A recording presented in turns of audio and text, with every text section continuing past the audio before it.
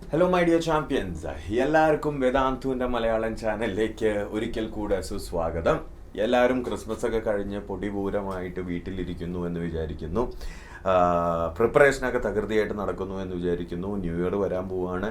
അതിനു മുമ്പ് നമുക്ക് നമ്മുടെ ക്രാഷ് കോഴ്സ് ലോഞ്ച് ചെയ്യണ്ടേ? നമ്മൾ പറഞ്ഞ പോലെ തന്നെ എല്ലാവരും സൂപ്പർ ഡൂപ്പർ എക്സൈറ്റഡ് ആയിട്ടിരിക്കുന്നു എന്ന് വിചാരിക്കുന്നു. ഇന്ന് കെമിസ്ട്രിയുടെ ക്രാഷ് കോഴ്സിലെ ഫസ്റ്റ് ക്ലാസ് ആണ് നടക്കാൻ പോകുന്നത്. ചാപ്റ്റർ ഏതാണെന്ന് ഞാൻ പറഞ്ഞു തരാം, സസ്പെൻസ് ആണ്. അടുത്ത ചാപ്റ്റർ ഏതാണെന്നും ഞാൻ പറഞ്ഞു തരാം. ഓക്കെ, ഞാനത് തുടങ്ങുന്നതിന് മുമ്പ് കുറച്ച് കാര്യങ്ങൾ എനിക്ക് പറയാനുള്ളത്. പുതിയ മക്കളുണ്ടെങ്കിൽ ഒബ്വിയസ്ലി എൻ്റെ പേര് സുദർശൻ, ചരിത്രമൊക്കെ അവിടെ എഴുതി വച്ചിട്ടുണ്ട്. വേറൊരു കാര്യം പറയാനുള്ളത് ഈ മലയാളം ചാനലിൽ നടക്കുന്ന ഈ crash course is completely free. അതായത് കുറച്ച് പേര് കമൻറ്റ് ചെയ്ത് ചോദിച്ചിരുന്നു, സാർ ഇത് ഈ ക്രാഷ് കോഴ്സ് പെയ്ഡ് ആണോ? അല്ല, ഇത് യൂട്യൂബിൽ നടക്കുന്ന ക്രാഷ് കോഴ്സ് അല്ല. This is completely free. വേറൊരു സെറ്റ് ഓഫ് ഡൗട്ട്സ് സ്റ്റുഡൻസ് ചോദിച്ചത്, സാർ ഇത് ക്രാഷ് കോഴ്സ് ആയതുകൊണ്ട് 11th സ്റ്റാൻഡേർഡ് സ്റ്റുഡൻസിന് അറ്റൻഡ് ചെയ്യാൻ പറ്റുമോ, അല്ലെങ്കിൽ അറ്റൻഡ് ചെയ്തിട്ട് കാര്യമുണ്ടോ? Absolutely yes. കാര്യം നിങ്ങൾക്കും ഒബ്വിയസ്ലി ഇതൊരു റീക്യാപ്പ് ആയിരിക്കും. നിങ്ങൾ പഠിച്ച ചാപ്റ്റേഴ്സിൻ്റെ ഒരു റീക്യാപ്പ് ആയിരിക്കും ഒബ്വിയസ്ലി. മൂന്നാമത്തെ ഒരു ചോദ്യം മക്കൾ ചോദിച്ചത് എന്താണെന്ന് വെച്ചാൽ, സാറ് ഇൻഡെപ്ത് ആയിട്ട് എല്ലാ ടോപ്പിക്കും കവർ ചെയ്യും? Obviously yes. ഇൻഡെപ്ത് ആയിട്ട് നമ്മൾ എല്ലാ ടോപ്പിക്കും കവർ ചെയ്യും. നീറ്റിന് വേണ്ടിയിട്ടുള്ള എല്ലാ ടോപ്പിക്കും കവർ ചെയ്യും. ക്രാഷ് കോഴ്സ് വന്ന് വിചാരിച്ചിട്ട് ചില ടോപ്പിക്കുകളും വിഴുങ്ങി മറ്റേ ടോപ്പിക്കുകൾ മാത്രം ഫോക്കസ് ചെയ്യുക, അങ്ങനെയല്ല. എല്ലാ ടോപ്പിക്കും ഇൻഡെപ്ത് ആയിട്ട് കവർ ചെയ്യുന്നതാണ്. ഓക്കെ, സോ 2023 നീറ്റ് ആസ്പിറൻസ് മാത്രമല്ല, 2024 നീറ്റ് ആസ്പിറൻസിനും ഇത് കാണാം. ബിക്കോസ് നിങ്ങൾക്ക് വളരെ വളരെയധികം യൂസ്ഫുൾ ആയിരിക്കും. കുറേ ട്രിക്സും കുറേ ടെക്നീക്സും നമ്മളിതിൽ പഠിപ്പിക്കുന്നതാണ്. പിന്നെ വേറൊരു കാര്യം എന്താണെന്ന് വെച്ചാൽ, വളരെ ഇമ്പോർട്ടൻ്റ് ആയിട്ടുള്ള വേറൊരു കാര്യം എന്താണെന്ന് വെച്ചാൽ, ഇതിൻ്റെ ഒപ്പം തന്നെ നമ്മൾ ഓൾറെഡി ആ ഇൻട്രൊഡക്ടറി വീഡിയോയിൽ പറഞ്ഞിരുന്നു 2 ദിവസം മുമ്പ്. ഇതിൻ്റെ ഒപ്പം തന്നെ നമ്മൾ മോക്ക് ടെസ്റ്റ് പ്രാക്ടീസ് ചെയ്യും.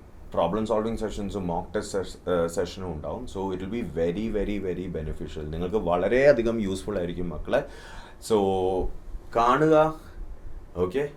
ലൈക്ക് അടിക്കാൻ മറക്കരുത്. കാര്യം നിങ്ങളുടെ ഓരോ ലൈക്കിലുമാണ് നമ്മുടെ മോട്ടിവേഷൻ ഇരിക്കുന്നത്. Okay, so please do like, share and subscribe also. Okay, നിങ്ങൾക്ക് അത്രയും ഇഷ്ടപ്പെട്ടാൽ, വീഡിയോയുടെ കണ്ടന്റും എല്ലാം ഇഷ്ടപ്പെട്ടാൽ ഷെയർ ചെയ്യാനും സബ്സ്ക്രൈബ് ചെയ്യാനും മറക്കരുത്. കാര്യം നമ്മൾ കേരളയിലെ എല്ലാ മക്കൾക്കും വേണ്ടിയാണ് ഡെഡിക്കേറ്റ് ചെയ്യുന്നത്. Okay, so please do help share this and obviously subscribe this. And most importantly like the lectures if you love dum. Okay, lectures ഇഷ്ടപ്പെടുകയാണെങ്കിൽ ലൈക്ക് അടിക്കാൻ മറക്കരുത്. Okay my dear students, perfect. അപ്പം നമുക്കിന്ന് കാര്യത്തിലോട്ട് കിടക്കാം. നമ്മളിന്ന് ഏത് ചാപ്റ്ററാണ് ഡിസ്കസ് ചെയ്യാൻ പോകുന്നത്? ഞാൻ ഇങ്ങനെ കുറേ നോക്കി ഏത് ചാപ്റ്റർ വെച്ച് തുടങ്ങണം. ആദ്യം ഓടി എത്തിയത് തന്നെ, ഓക്കെ, ആദ്യം ഓടി എത്തിയ ചാപ്റ്റർ എന്ന് പറഞ്ഞാൽ one of the most important chapters ആണ്. അതായത് ഫണ്ടമെന്റൽസിൽ നിന്ന് തുടങ്ങാമെന്ന് വിചാരിച്ചു. 12th ചാപ്റ്റേഴ്സിൽ നിന്ന് നേരെ തുടങ്ങാതെ 11th ബേസിക് ചാപ്റ്റേഴ്സിൽ നിന്ന് തുടങ്ങി പ്രോഗ്രസീവ്ലി നമ്മൾ വലിയ വലിയ ചാപ്റ്റേഴ്സിലേക്ക് കിടക്കും. അതുകൊണ്ട് തന്നെ NCERT ടെക്സ്റ്റ് ബുക്കിലെ 2ാമത്തെ ചാപ്റ്ററായ അറ്റോമിക് സ്ട്രക്ചറാണ് നമ്മൾ ആദ്യം ഫോക്കസ് ചെയ്യുന്നത്. കാര്യം ഈ അറ്റോമിക് സ്ട്രക്ചർ എന്ന് വെച്ചാൽ വളരെ ബേസിക് ആയിട്ടുള്ള ഫണ്ടമെന്റൽ ആയിട്ടുള്ള കുറേ പ്രിൻസിപ്പിൾസ് ഉണ്ട്. ആൻഡ് ഇത് അടിസ്ഥാനമാക്കിയിട്ട് ആണ് ഇനി അപ്കമിങ് എല്ലാ ചാപ്റ്റേഴ്സിലും, അതായത് അറ്റോമിക് സ്ട്രക്ചറിന്റെ quantum mechanical model, quantum numbers ഒക്കെ നിങ്ങൾക്കറിയാം, ഇറ്റ് ഈസ് യൂസ്ഡ് എവ്രിവെയർ.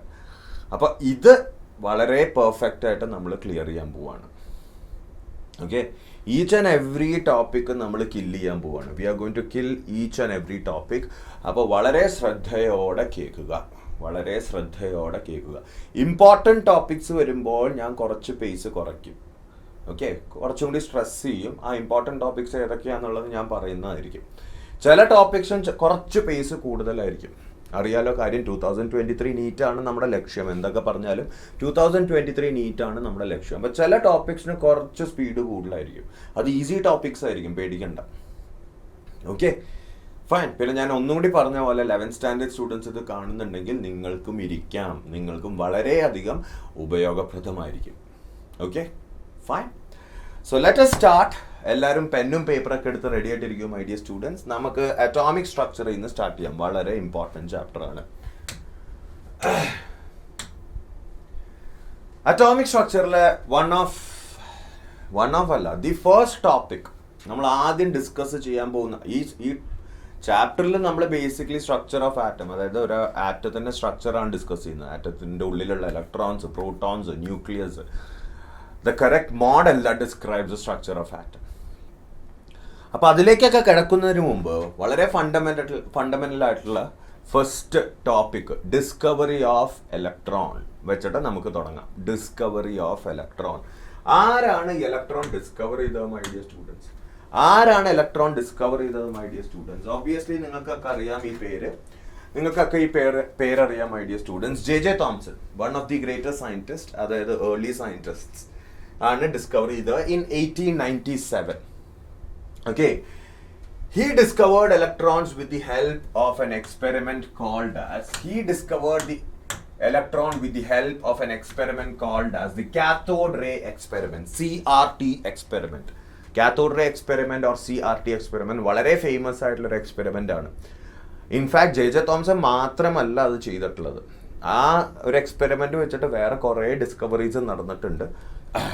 ഈ ക്ലാസ്സിൽ തന്നെ നമ്മൾ 2 ഡിസ്കവറീസിനെ കുറിച്ച് പഠിക്കുന്നതാണ്, കാത്തോഡ് റേ എക്സ്പെരിമെന്റ്സ് അല്ലെങ്കിൽ ആ സെറ്റപ്പ് വെച്ചിട്ടുള്ളത്. ഓക്കെ, അപ്പൊ നമുക്ക് നോക്കാം CRT or cathode ray. CRT എന്ന് ഉദ്ദേശിക്കുന്നത് കാത്തോഡ് റേ ട്യൂബ് ആണ് കേട്ടോ. Cathode ray tube, CRT experiment. Okay, നമുക്ക് നോക്കാം എന്താണ് ഈ എക്സ്പെരിമെന്റ് എന്ന്.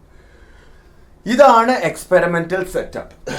ഇതാണ് എക്സ്പെരിമെന്റൽ സെറ്റപ്പ്. ഇനി മക്കളെ, നിങ്ങൾ ഒരു കാര്യം മനസ്സിലാക്കേണ്ടത്, വെറുതെ ഒരു ഡയഗ്രാം മനസ്സിൽ ബൈഹാർട്ട് ചെയ്യല്ല വേണ്ടത്.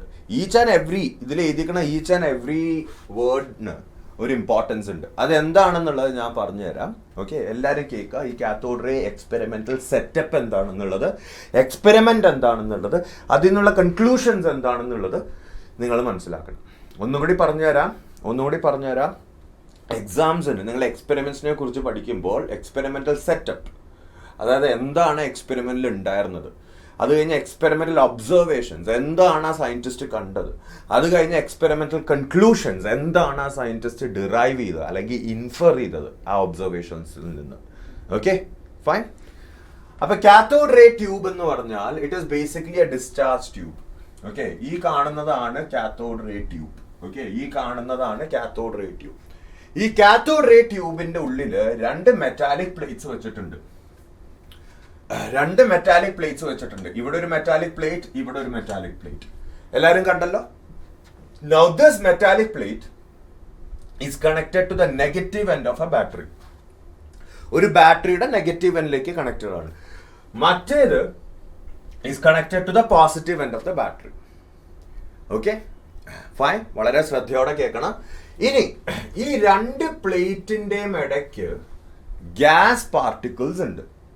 ഈ 2 പ്ലേറ്റിന്റെയും ഇടയ്ക്ക് ഗ്യാസ് പാർട്ടിക്കിൾസ് ഉണ്ട്. ഗ്യാസ് എന്ന് പറഞ്ഞാൽ അത് എന്ത് ഗ്യാസ് ആവാം. ഫോർ എക്സാമ്പിൾ, ഞാൻ ഹീലിയം ഗ്യാസ് എടുത്തു എന്ന് വിചാരിക്കാം, അല്ലെങ്കിൽ വേണ്ട ഹൈഡ്രജൻ ഗ്യാസ് എടുത്തു എന്ന് വിചാരിക്കാം, അല്ലെങ്കിൽ വേണ്ട സെനൻ ഗ്യാസ് എടുത്തു എന്ന് വിചാരിക്കാം, അല്ലെങ്കിൽ ആർഗൺ ഗ്യാസ് എടുത്തു എന്ന് വിചാരിക്കാം, അല്ലെങ്കിൽ നൈട്രജൻ ഗ്യാസ് എടുത്തു എന്ന് വിചാരിക്കാം. But gas particles are there. പിന്നെ ഇവിടെ എഴുതിയിട്ടുണ്ട് എയർ അറ്റ് ലോ പ്രഷർ, അല്ലെങ്കിൽ gas particles at low pressure. എന്തുകൊണ്ടാണ് ഈ ലോ പ്രഷർ എന്ന് എഴുതിയിരിക്കുന്നത്? ഈ low pressure implies number of gas particles is less. അപ്പൊ നിങ്ങൾ ചോദിക്കും, സാറേ ലോ പ്രഷറും നമ്പർ ഓഫ് ഗ്യാസ് പാർട്ടിക്കിൾസിന്റെ അർത്ഥം എന്താണ്? നിങ്ങൾക്കറിയാം, ഗ്യാസ് പാർട്ടിക്കിൾസിന്റെ എണ്ണം കൂടുതലാണെങ്കിൽ ഒബ്വിയസ്ലി പ്രഷർ കൂടുതലായിരിക്കും. ഇവിടെ കൂടുതൽ ഗ്യാസ് പാർട്ടിക്കിൾസ് ഉണ്ടെങ്കിൽ പ്രഷർ കൂടുതലായിരിക്കും. Hit on the walls of the tube, pressure വളരെ കൂടുതലായിരിക്കും. അപ്പം നിങ്ങൾ ചോദിക്കും, സർ എന്തിനാണ് പ്രഷർ കുറച്ച് വെക്കുന്നത്? കൂടുതൽ പ്രഷർ ഇരുന്നാൽ എന്താണ് പ്രശ്നം? അത് ഒന്നാമത്തെ ചോദ്യം. രണ്ടാമത്തെ ചോദ്യം, എന്തിനാണ് സാർ ഈ ഗ്യാസ് പാർട്ടിക്കിൾസ് വെക്കുന്നത്? നമുക്കിത് ഇവാക്വേറ്റഡ് ആയിട്ട് വെച്ചൂടെ, അല്ലെങ്കിൽ ഇവിടെ ഒന്നുമില്ലാത്ത രീതിയിൽ വെച്ചൂടെ? എന്തിനാണ് ഈ ഗ്യാസ് പാർട്ടിക്കിൾസ് വെക്കുന്നത്? 2 ചോദ്യം ഞാൻ ഉത്തരം പറഞ്ഞുതരാം. Okay, don't worry about that.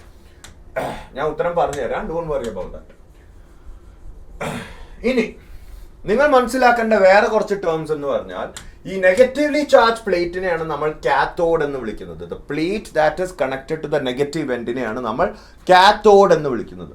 The plate that is connected to the positive എൻഡിനെയാണ് നമ്മൾ ആനോഡ് എന്ന് വിളിക്കുന്നത്.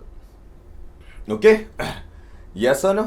ഇതിനെ ആനോഡ് എന്ന് വിളിക്കുന്നു, ഇതിനെ കാത്തോഡ് എന്ന് വിളിക്കുന്നു. ഇനി നിങ്ങൾ നോക്കേണ്ടത് ഈ ആനോഡിന്റെ പുറകില് നമ്മളൊരു zinc sulphide screen ZNS screen വെച്ചിട്ടുണ്ട്. ഒരു സിങ്ക് സൾഫൈഡ് സ്ക്രീൻ വെച്ചിട്ടുണ്ട്. എന്താണ് ഈ സിങ്ക് സൾഫൈഡ് സ്ക്രീൻ? ഈ സിങ്ക് സൾഫൈഡ് സ്ക്രീനിന് ഫ്ലൂറസെൻസ് പ്രോപ്പർട്ടി ഉണ്ട്. ഫ്ലൂറസെൻസ് പ്രോപ്പർട്ടിയുടെ അർത്ഥം എന്താണെന്നറിയോ? അതായത് ഇപ്പൊ ഇതൊരു സ്ക്രീൻ ആണെങ്കിൽ ഈ ഫ്ലൂറസെൻസ് മെറ്റീരിയൽ എന്ന് പറഞ്ഞാൽ when particle strike on it, particle with kinetic energy, അതായത് കൈനറ്റിക് എനർജി കൊണ്ട് ഏത് പാർട്ടിക്കിളും അതിനെ സ്ട്രൈക്ക് ചെയ്ത് കഴിഞ്ഞാൽ ഈ fluorescent materials will absorb that energy, yes or no, and give it back in the form of light. അതതിനെ അബ്സോർബ് ചെയ്ത് കഴിഞ്ഞ് it will give it back in the form of light. അത് എന്തുകൊണ്ടാണ് അങ്ങനെ നടക്കുന്നത് എന്നുള്ളത് നിങ്ങൾ പിന്നെ മനസ്സിലാക്കും. ഈ ചാപ്റ്ററിൽ തന്നെ മനസ്സിലാക്കും. ഈ ചാപ്റ്ററിൽ തന്നെയുള്ള വേറൊരു തിയറി വെച്ചിട്ട് നമുക്കത് എക്സ്പ്ലെയിൻ ചെയ്യാൻ പറ്റും. Fluorescent material absorb energy and give it back in the form of light. അതായത് പാർട്ടിക്കിൾസ് സ്ട്രൈക്ക് ചെയ്യുമ്പോൾ നമുക്ക് അറിയാൻ പറ്റും, ഓക്കെ ഫൈൻ, എന്തോ അതുമ്മ ഇടിക്കുന്നുണ്ട്, അതുകൊണ്ടാണ് it is giving back the light. മനസ്സിൽ വെക്കുക. Okay, zinc sulphide is a fluorescent material. Zinc sulphide is a fluorescent material. ഇനി ഞാൻ ഈ ബാറ്ററി ഓൺ ചെയ്തു. ഈ ബാറ്ററി ഓൺ ചെയ്തപ്പോൾ നിങ്ങൾക്കറിയാം ഈ എക്സ്പെരിമെന്റിൽ നിന്നാണ് ഇലക്ട്രോൺസ് ഡിസ്കവർ ചെയ്തതെന്ന്. നിങ്ങൾക്കറിയാം, ഓൾറെഡി അറിയാം ഈ എക്സ്പെരിമെന്റിൽ നിന്നാണ് ഇലക്ട്രോൺസ് ഡിസ്കവർ ചെയ്തതെന്ന്. അപ്പം ഞാനൊരു കാര്യം പറഞ്ഞുതരാം. ഇലക്ട്രോൺസിനെ വെച്ചിട്ട് തന്നെ ഞാനിത് എക്സ്പ്ലെയിൻ ചെയ്തു തരാം. Okay, so when you switch on A battery U know that electrons will definitely start moving from the negative end. ഇത് ഇവിടെ പോയിട്ട് ഈ കാത്തോഡിന്റെ ഇവിടെ പോയിട്ട് it will get accumulated. Definitely electrons will get accumulated on the cathode. Yes or no? Yes or no? ഈ electrons ഇതുവഴി പോയി ഈ കാത്തോഡിന്റെ ഇവിടെ പോയി അക്യൂമുലേറ്റ് ആവും. Yes or no? Because that is negatively charged. ഇനി നിങ്ങൾ മനസ്സിലാക്കേണ്ട വേറൊരു കാര്യം എന്ന് പറഞ്ഞാൽ ഈ ബാറ്ററി പ്രൊവൈഡ് ചെയ്യുന്നത് വെരി ഹൈ വോൾട്ടേജ് ആണ്. ഒരു വളരെയധികം മാഗ്നിറ്റ്യൂഡ് ഉള്ള ഒരു വോൾട്ടേജ് ആണ് ഇത് പ്രൊവൈഡ് ചെയ്യുന്നത്. വളരെയധികം മാഗ്നിറ്റ്യൂഡിന്റെ വോൾട്ടേജിന് അതിന്റെ അർത്ഥം എന്താണ്?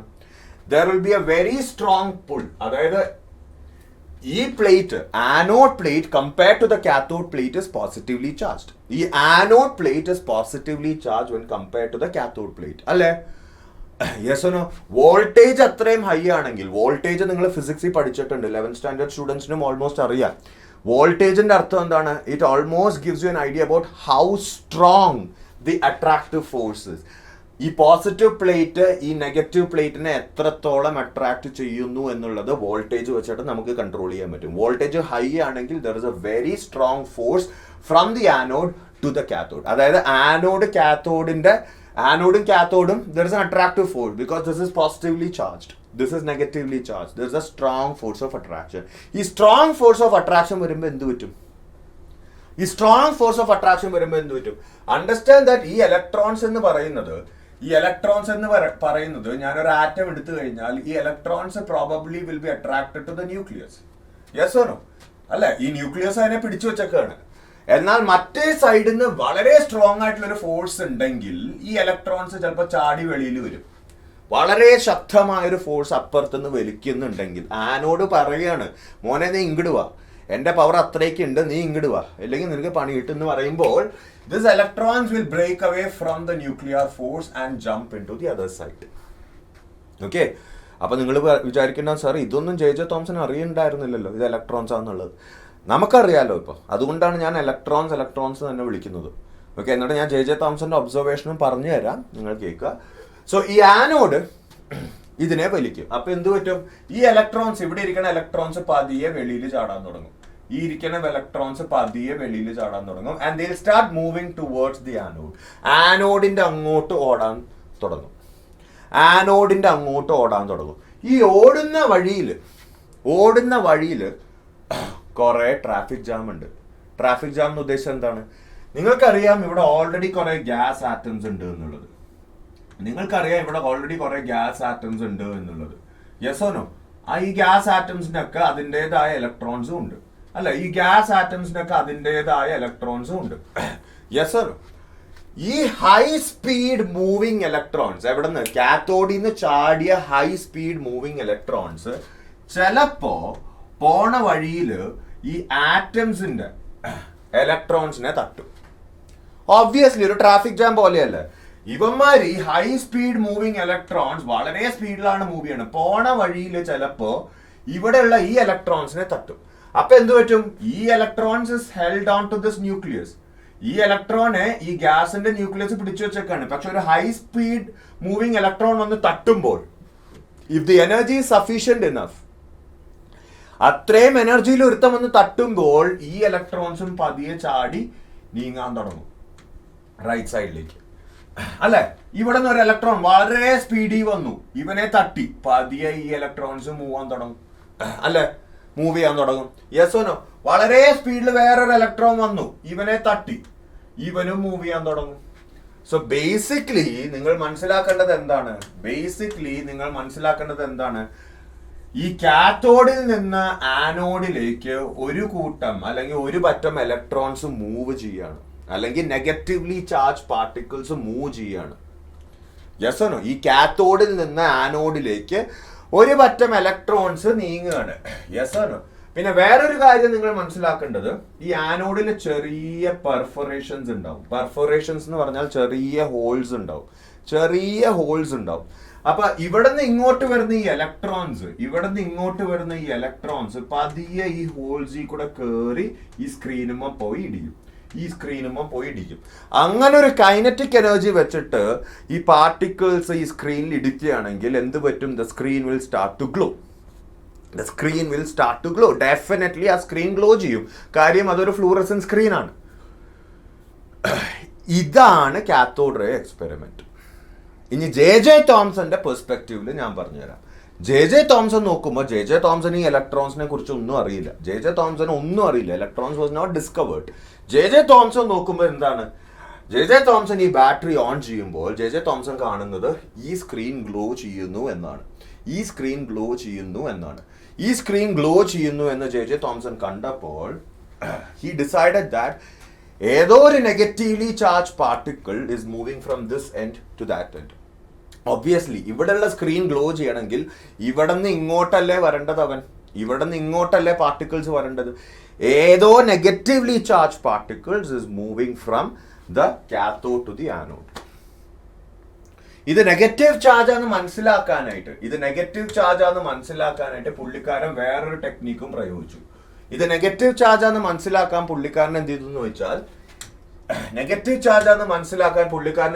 പുള്ളിക്കാരൻ ഇങ്ങനെ ഒരു പോസിറ്റീവ്ലി ചാർജ് പ്ലേറ്റും നെഗറ്റീവ്ലി ചാർജ് പ്ലേറ്റും ഇങ്ങനെ വെച്ചു. ഓക്കെ, ഒരു positively charge plate and negatively charge plate externally connected ആണെന്ന് വിചാരിക്കുക. ഇങ്ങനെ ഒരു ബാറ്ററിയിലേക്ക്, okay, externally connected to battery like this.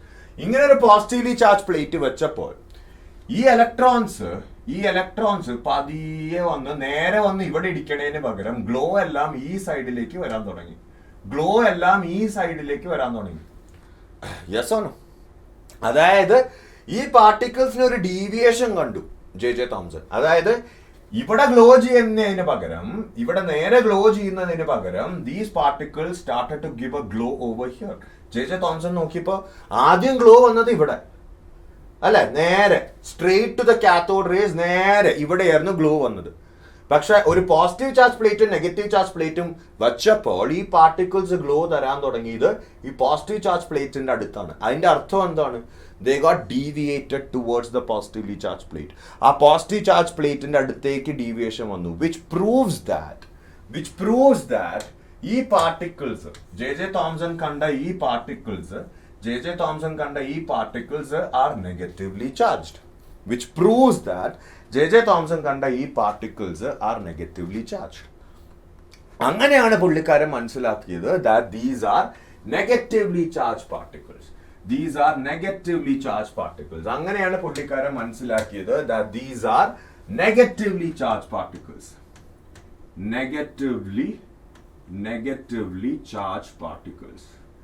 Negatively charged particles. Yes or no? Fine. Negatively charged particles ആണെന്ന് മനസ്സിലാക്കിയത്. Fine. പിന്നെ അപ്പൊ പുള്ളിക്ക് കൂടുതൽ ആകാംക്ഷയായി, ഇനി എന്തൊക്കെയോ കാണാൻ കിടക്കുന്നുണ്ട്. പുള്ളി എന്ത് ചെയ്യുന്നു വെച്ചാൽ ഈ പാർട്ടിക്കിൾസിന് മാസ് ഉണ്ടോ, അതോ ഇത് പ്യോർ എനർജി പാർട്ടിക്കിൾസ് ആണോ, അതോ does it have a mass എന്നുള്ളത് പുള്ളിക്ക് മനസ്സിലാക്കണം. അതായത് മാസും എനർജിയും രണ്ടാണ്.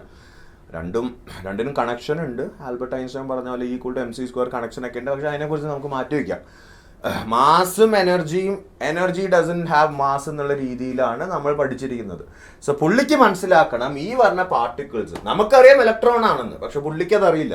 ഈ പറഞ്ഞ പാർട്ടിക്കിൾസിന് മാസ് ഉണ്ടോ എന്നറിയാനായിട്ട് പുള്ളി എന്ത് ചെയ്തു എന്ന് ചോദിച്ചാൽ വളരെ സിമ്പിൾ ആയിട്ട് പുള്ളി ഇവിടെ ഒരു പാഡിൽ വീൽ, വളരെ ചെറിയ ഒരു പാഡിൽ വീല് പിടിപ്പിച്ചു. പാഡിൽ വീൽ എന്ന് ഉദ്ദേശം എന്താണ്? ഒരു ചെറിയ ഫാൻ പോലെ ഒരു സാധനം പിടിപ്പിച്ചു. ഇങ്ങനെ ഒരു സാധനം പിടിപ്പിച്ചു കഴിഞ്ഞപ്പോൾ he found out that ഈ പാഡിൽ വീല് പതിയെ, ഇതൊരു മൂവബിൾ പാഡിൽ വീലാണ് കേട്ടോ, ഈ പാഡിൽ വീല് പതിയെ കറങ്ങി മൂവ് ചെയ്യാൻ തുടങ്ങി. അതായത് പതിയെ കറങ്ങി മൂവ് ചെയ്യാൻ തുടങ്ങി paddle wheel. Yes or no? അതായത് ഇങ്ങനെ ഉരുണ്ട് പോവാൻ തുടങ്ങി. എന്തുകൊണ്ടാണ്? പുള്ളി ആലോചിച്ചപ്പോൾ ഒരു മാസുള്ള സാധനം വെറുതെ വെച്ചിട്ട് അതും എന്തോ വന്ന് ഇടിച്ച് അത് നീങ്ങാൻ തുടങ്ങുകയാണെങ്കിൽ അതിന്റെ അർത്ഥം എന്താണ്? ഈ ഇടിക്കുന്ന particle should have a mass. there should be a transfer of kinetic energy. kinetic energy ഉള്ളത് മാസ് ഉള്ള പാർട്ടിക്കിൾസിനാണ്. 12 mv². മാസ് ഉള്ള പാർട്ടിക്കിൾസിനാണ് കൈനറ്റിക് എനർജി ഉള്ളത്. അപ്പൊ പുള്ളി നോക്കുമ്പോ ഈ പാഡിൽ വീല് കറങ്ങാൻ തുടങ്ങി. ഈ പാഡിൽ വീല് കറങ്ങണമെങ്കിൽ ഈ വന്നിടിക്കണ പാർട്ടിക്കിൾസിന് മാസ് വേണം. ഫോർ എക്സാമ്പിൾ, നിങ്ങളൊരു ചെറിയൊരു പാഡിൽ വീല് വെച്ചിട്ട് അതിലേക്ക് ടോർച്ച് അടിച്ചു കഴിഞ്ഞാൽ ചിലപ്പോൾ അത് അനങ്ങില്ല. കാര്യം torch is pure energy. Transfer of kinetic energy നടക്കുന്നില്ല അവിടെ. ടോർച്ചിൽ നിന്ന് വരുന്നത് ലൈറ്റ് എനർജിയാണ്. അതിന് മാസ് ഇല്ല. ട്രാൻസ്ഫർ ഓഫ് കൈനറ്റിക് എനർജി നടക്കുന്നില്ല. പക്ഷെ ഇവിടെ ഈ പറഞ്ഞ പാർട്ടിക്കിൾസ് ഈ പാഡിൽ വീലിനെ അനക്കാൻ തുടങ്ങിയപ്പോൾ he understood that it has mass. Yes or no? It has mass. ഏത് ഈ കാത്തോഡ് റേസിന് it has mass എന്ന് മനസ്സിലാക്കി. അപ്പൊ നിങ്ങൾ ചോദിക്കും, സാർ ഈ കാത്തോഡ് റേസ് എന്ന് വെച്ചാൽ എന്താണ് സാർ? അത് പറഞ്ഞില്ലല്ലോ. കാത്തോഡ് റേസ് എന്ന് ഞാൻ ഉദ്ദേശിച്ചത് J.J. തോംസൺ പണ്ട് ഇത് ഇലക്ട്രോൺ ആണെന്ന് മനസ്സിലാക്കിയില്ല. ഇലക്ട്രോൺ എന്ന് പേരിടുന്നതിന് മുമ്പ് തന്നെ J.J. തോംസൺ ഇത് കണ്ടു. ഇങ്ങനെ കുറെ റേസ് വരുന്നുണ്ട്, ഇവിടെ ഗ്ലോ നടക്കുന്നുണ്ട്. അപ്പൊ J.J. തോംസൺ ഇട്ട പേരാണ് കാത്തോഡ് റേസ്. കാത്തോഡിൽ നിന്ന് വരുന്ന റേസ്, അതാണ് cathode rays. Yes or no? കാത്തോഡിൽ നിന്ന് വരുന്ന റേസ്, അതാണ് കാത്തോഡ് റേസ്. അപ്പൊ അതിന്റെ ഫസ്റ്റ് പ്രോപ്പർട്ടി എന്താണ്? They R negatively charged. അതെങ്ങനെയാണ് മനസ്സിലാക്കിയത്? ഒരു പോസിറ്റീവ്ലി ചാർജ് പ്ലേറ്റ് വെച്ചപ്പോൾ അതിന്റെ ഡയറക്ഷൻ മാറി. ഗ്ലോ വന്നത് ഇവിടെയാണ് ഉദ്ദേശിച്ച ഗ്ലോ, പക്ഷെ ഗ്ലോ വന്നത് ഇവിടെയാണ് ഇപ്പൊ പോസിറ്റീവ് ചാർജ് പ്ലേറ്റ് വന്നപ്പോൾ. രണ്ടാമത്തത് ഇറ്റ് ഹാസ് മാസ് എന്ന് മനസ്സിലാക്കി. എങ്ങനെ മനസ്സിലാക്കി? ഒരു ചെറിയൊരു പാഡിൽ വീല് വെച്ചപ്പോൾ ആ പാഡിൽ വീൽ അനങ്ങാൻ തുടങ്ങി. പാഡിൽ വീൽ എന്ന് പറഞ്ഞാൽ മാസ് ഉള്ള ഒരു സബ്സ്റ്റൻസ് ആണ്. ഒരു മാസ് ഉള്ള സബ്സ്റ്റൻസിനെ ഇടിച്ച് നീക്കാനായിട്ട് ആ റേസിന് മാസ് വേണം. Only then kinetic energy will be transferred. അപ്പൊ മാസ് ഉണ്ടെന്ന് മനസ്സിലാക്കി. പിന്നെ പുള്ളി എന്ത് ചെയ്തു എന്ന് വെച്ചാൽ, പുള്ളി ഇങ്ങനെ ഒരു ഒപ്പേക്ക് ഒബ്ജക്റ്റ് ഇങ്ങനെ വെച്ചു. വെച്ചപ്പോൾ ഹി അണ്ടർസ്റ്റുഡ് ദാറ്റ് ഈ ഭാഗത്ത് മൊത്തം ഷാഡോ വരാൻ തുടങ്ങി.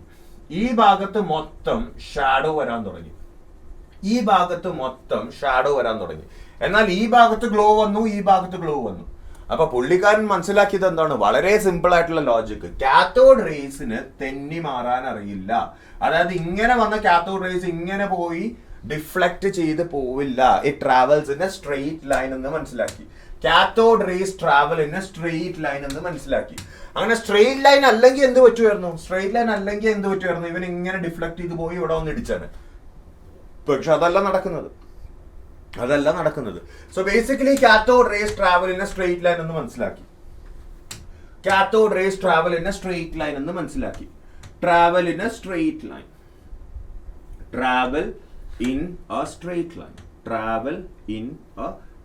line. Cathode rays travel in a straight line. അതും മനസ്സിലാക്കി പുള്ളി. ഫൈൻ. Yes or no? പിന്നെ മനസ്സിലാക്കിയ കാര്യം എന്ന് പറഞ്ഞാൽ വളരെ ഇമ്പോർട്ടന്റ് ആയിട്ടുള്ള കാര്യമാണ്. എന്താണെന്ന് അറിയോ? എല്ലാവരും നോക്കുക.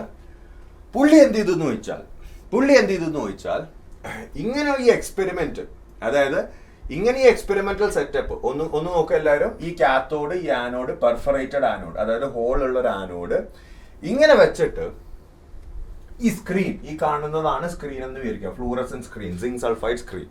ഓക്കെ, ഈ കാണുന്നതാണ് സ്ക്രീൻ എന്ന് വിചാരിക്കുക. ഞാൻ ഇവിടുത്തെ ഈ ബാറ്ററി ഓൺ ചെയ്തപ്പോൾ നിങ്ങൾ നേരത്തെ കണ്ട പോലെ ഇലക്ട്രോൺസ് ഇതിൽ കൂടെ, ഇലക്ട്രോൺസ് കാത്തോഡിൽ നിന്ന് പുറത്തു വരാൻ തുടങ്ങി. അവിടെയുള്ള ഗ്യാസ് പാർട്ടിക്കിൾസിനെ പോയിടിച്ച് അവിടെയും പ്രശ്നം ഉണ്ടാക്കി. ഓർമ്മയില്ലേ, ഈ ഇലക്ട്രോൺസ് ഇങ്ങനെ വന്ന് ഈ ഗ്യാസ് പാർട്ടിക്കിൾസിലുള്ള ഇലക്ട്രോൺസിനെ ഇടിച്ച് അവന്മാരെയും പുറത്തേക്ക് വരുത്തി മൊത്തത്തിൽ ഇലക്ട്രോൺസ് എല്ലാവരും ഇങ്ങോട്ട് നീങ്ങും. ജെ ജെ തോംസൺ എന്ത് ചെയ്തു എന്ന് വെച്ചാൽ ആദ്യം പുള്ളി ഒരു ഇലക്ട്രിക് ഫീൽഡ് വെച്ചു. ഈ മാഗ്നറ്റ് ഇവിടെ ഇല്ല എന്ന് വിചാരിക്കുക. ഓക്കെ, ഈ ഇമേജിൽ ഈ മാഗ്നറ്റ് ഇവിടെ ഇല്ല എന്ന് വിചാരിക്കുക. പുള്ളി ഒരു ഇലക്ട്രിക് ഫീൽഡ് വെച്ചു. ഇലക്ട്രിക് ഫീൽഡ് എന്ന് ഉദ്ദേശിച്ചത് എന്താണ്? ഒരു പോസിറ്റീവ്ലി ചാർജ് പ്ലേറ്റും ഒരു നെഗറ്റീവ്ലി ചാർജ് പ്ലേറ്റും വെച്ചു. ഓക്കെ, മാഗ്നറ്റ് ഇപ്പൊ ഇവിടെ വെച്ചിട്ടുള്ള ഈ കാണുന്നത്, ഈ ഗ്രേ കാണുന്നത് മാഗ്നറ്റ് ആണ്. ഓക്കെ, മാഗ്നറ്റ് അവിടെ ഇല്ല എന്ന് വിചാരിക്കുക. ഒരു പോസിറ്റീവ്ലി ചാർജ് പ്ലേറ്റും നെഗറ്റീവ്ലി ചാർജ് പ്ലേറ്റും വെച്ചു. പുള്ളി കണ്ടത് എന്താന്ന് വെച്ചാൽ ഈ കാത്തോഡ് റേസ് ഇവിടെ നേരെ വന്ന് ഇവിടെ ഗ്ലോ തരുന്നതിനും പകരം നേരെ വന്ന് ഇവിടെ ഗ്ലോ തന്നു. എന്തുകൊണ്ടാണ്? പുള്ളിക്ക് മനസ്സിലായി കാര്യം എന്താണ്? ഒരു അപ്വേർഡ് ഇലക്ട്രിക് ഫോഴ്സ് ഉണ്ട്. Yes or no? ഒരു ഇലക്ട്രിക് ഫീൽഡ് ഇവിടെ ഉണ്ട്, പോസിറ്റീവ്ലി ചാർജ് പ്ലേറ്റ് ഉണ്ട്. അതുകൊണ്ട് തന്നെ ഈ കാത്തോഡ് റേസിനെ പൊക്കി നേരെ ഇവിടെ കൊണ്ടുവരും. ഇവിടെയാണ് ഗ്ലോ വന്നത്. പുള്ളി പിന്നെ നേരെ എന്താ ചെയ്തു എന്ന് വെച്ചാൽ ഈ ഇലക്ട്രിക് ഫീൽഡിനെ അങ്ങോട്ട് കട്ട് ചെയ്തു. ഇലക്ട്രിക് ഫീൽഡിനെ കട്ട് ചെയ്തിട്ട് മാഗ്നറ്റിക് ഫീൽഡ് വെച്ചു. പുള്ളി ഒരു മാഗ്നറ്റ് വെച്ചു. എങ്ങനെ? ഈ കാത്തോഡ് റേസിനെ, പുള്ളിക്ക് മനസ്സിലായി നെഗറ്റീവ്ലി ചാർജ് പാർട്ടിക്കിൾസ് ആണ്, ഈ കാത്തോഡ് റേസിനെ താഴ്ത്തോട്ട് വലിക്കാനുള്ള രീതിയിൽ ഒരു മാഗ്നറ്റ് വെച്ചു. അതായത് താഴ്ത്തോട്ട് ഒരു മാഗ്നറ്റിക് ഫോഴ്സ് അങ്ങോട്ട് അപ്ലൈ ചെയ്തു. പുള്ളി നോക്കിയപ്പോ ഇവിടെ ഗ്ലോ വരുന്നതിന് പകരം ഇവിടെ ഗ്ലോ വന്നു. Naturally, logical. കാരണം പുള്ളി വിചാരിച്ച പോലെ തന്നെ മാഗ്നറ്റിക് ഫോഴ്സ് കാരണം ആ നെഗറ്റീവ്ലി ചാർജ് പാർട്ടിക്കിൾസ് താഴ്ത്തോട്ട് വന്നു. എന്നിട്ട് പുള്ളി എന്ത് ചെയ്തു എന്ന് വെച്ചാൽ ഇത് രണ്ടും ഒരുമിച്ച് അപ്ലൈ ചെയ്യാൻ തുടങ്ങി.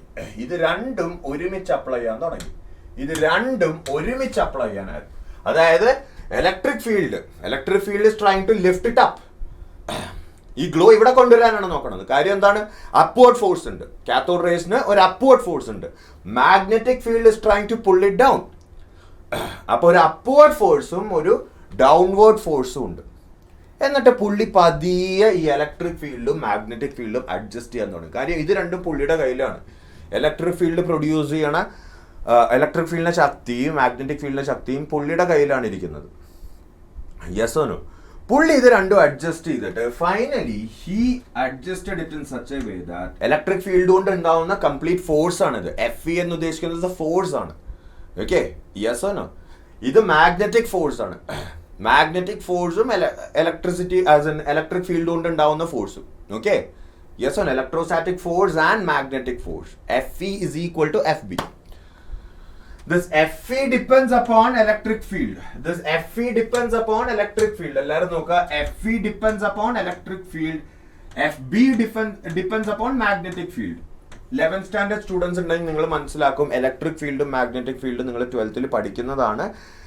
Electric field is a measure of how strong the electrostatic force is. Magnetic field is a measure of how strong the magnetic force is. Okay, നിങ്ങൾക്ക് ഇങ്ങനെ വേണമെങ്കിൽ പറയാം. Electrostatic force is directly proportional to electric field. Magnetic force is directly proportional to magnetic field. Okay. എന്നിട്ട് ഇവർ എന്ത് ചെയ്തു എന്ന് ചോദിച്ചാൽ, ജെ തോംസൺ എന്ത് ചെയ്തു എന്ന് ചോദിച്ചാൽ, ഇലക്ട്രോസ്റ്റാറ്റിക് ഫോഴ്സിന്റെ ഇക്വേഷൻ എഴുതി, മാഗ്നറ്റിക് ഫോഴ്സിന്റെ ഇക്വേഷൻ എഴുതി. ഇത് രണ്ടും ഈക്വൽ ആണ് മൈ ഡിയർ സ്റ്റുഡൻസ്. ഇലക്ട്രോസ്റ്റാറ്റിക് ഫീൽഡിന്റെ ഇക്വേഷൻ എഴുതി, മാഗ്നറ്റിക് ഫീൽഡിന്റെ ഇക്വേഷൻ എഴുതി. 12th സ്റ്റാൻഡേർഡ് സ്റ്റുഡൻസ് ഉണ്ടെങ്കിൽ നിങ്ങൾ ജസ്റ്റ് താഴ്ത്തൊന്ന് തംസ് അപ്പ് അടിക്കുക. നിങ്ങൾക്ക് ഓൾറെഡി ഇക്വേഷൻ അറിയാം. ഞാൻ ഈ ഇക്വേഷൻ എന്താന്ന് ഇവിടെ കൊടുക്കുന്നില്ല. ഓക്കെ, ബിക്കോസ് ഇറെലവൻ്റ് ആണ്.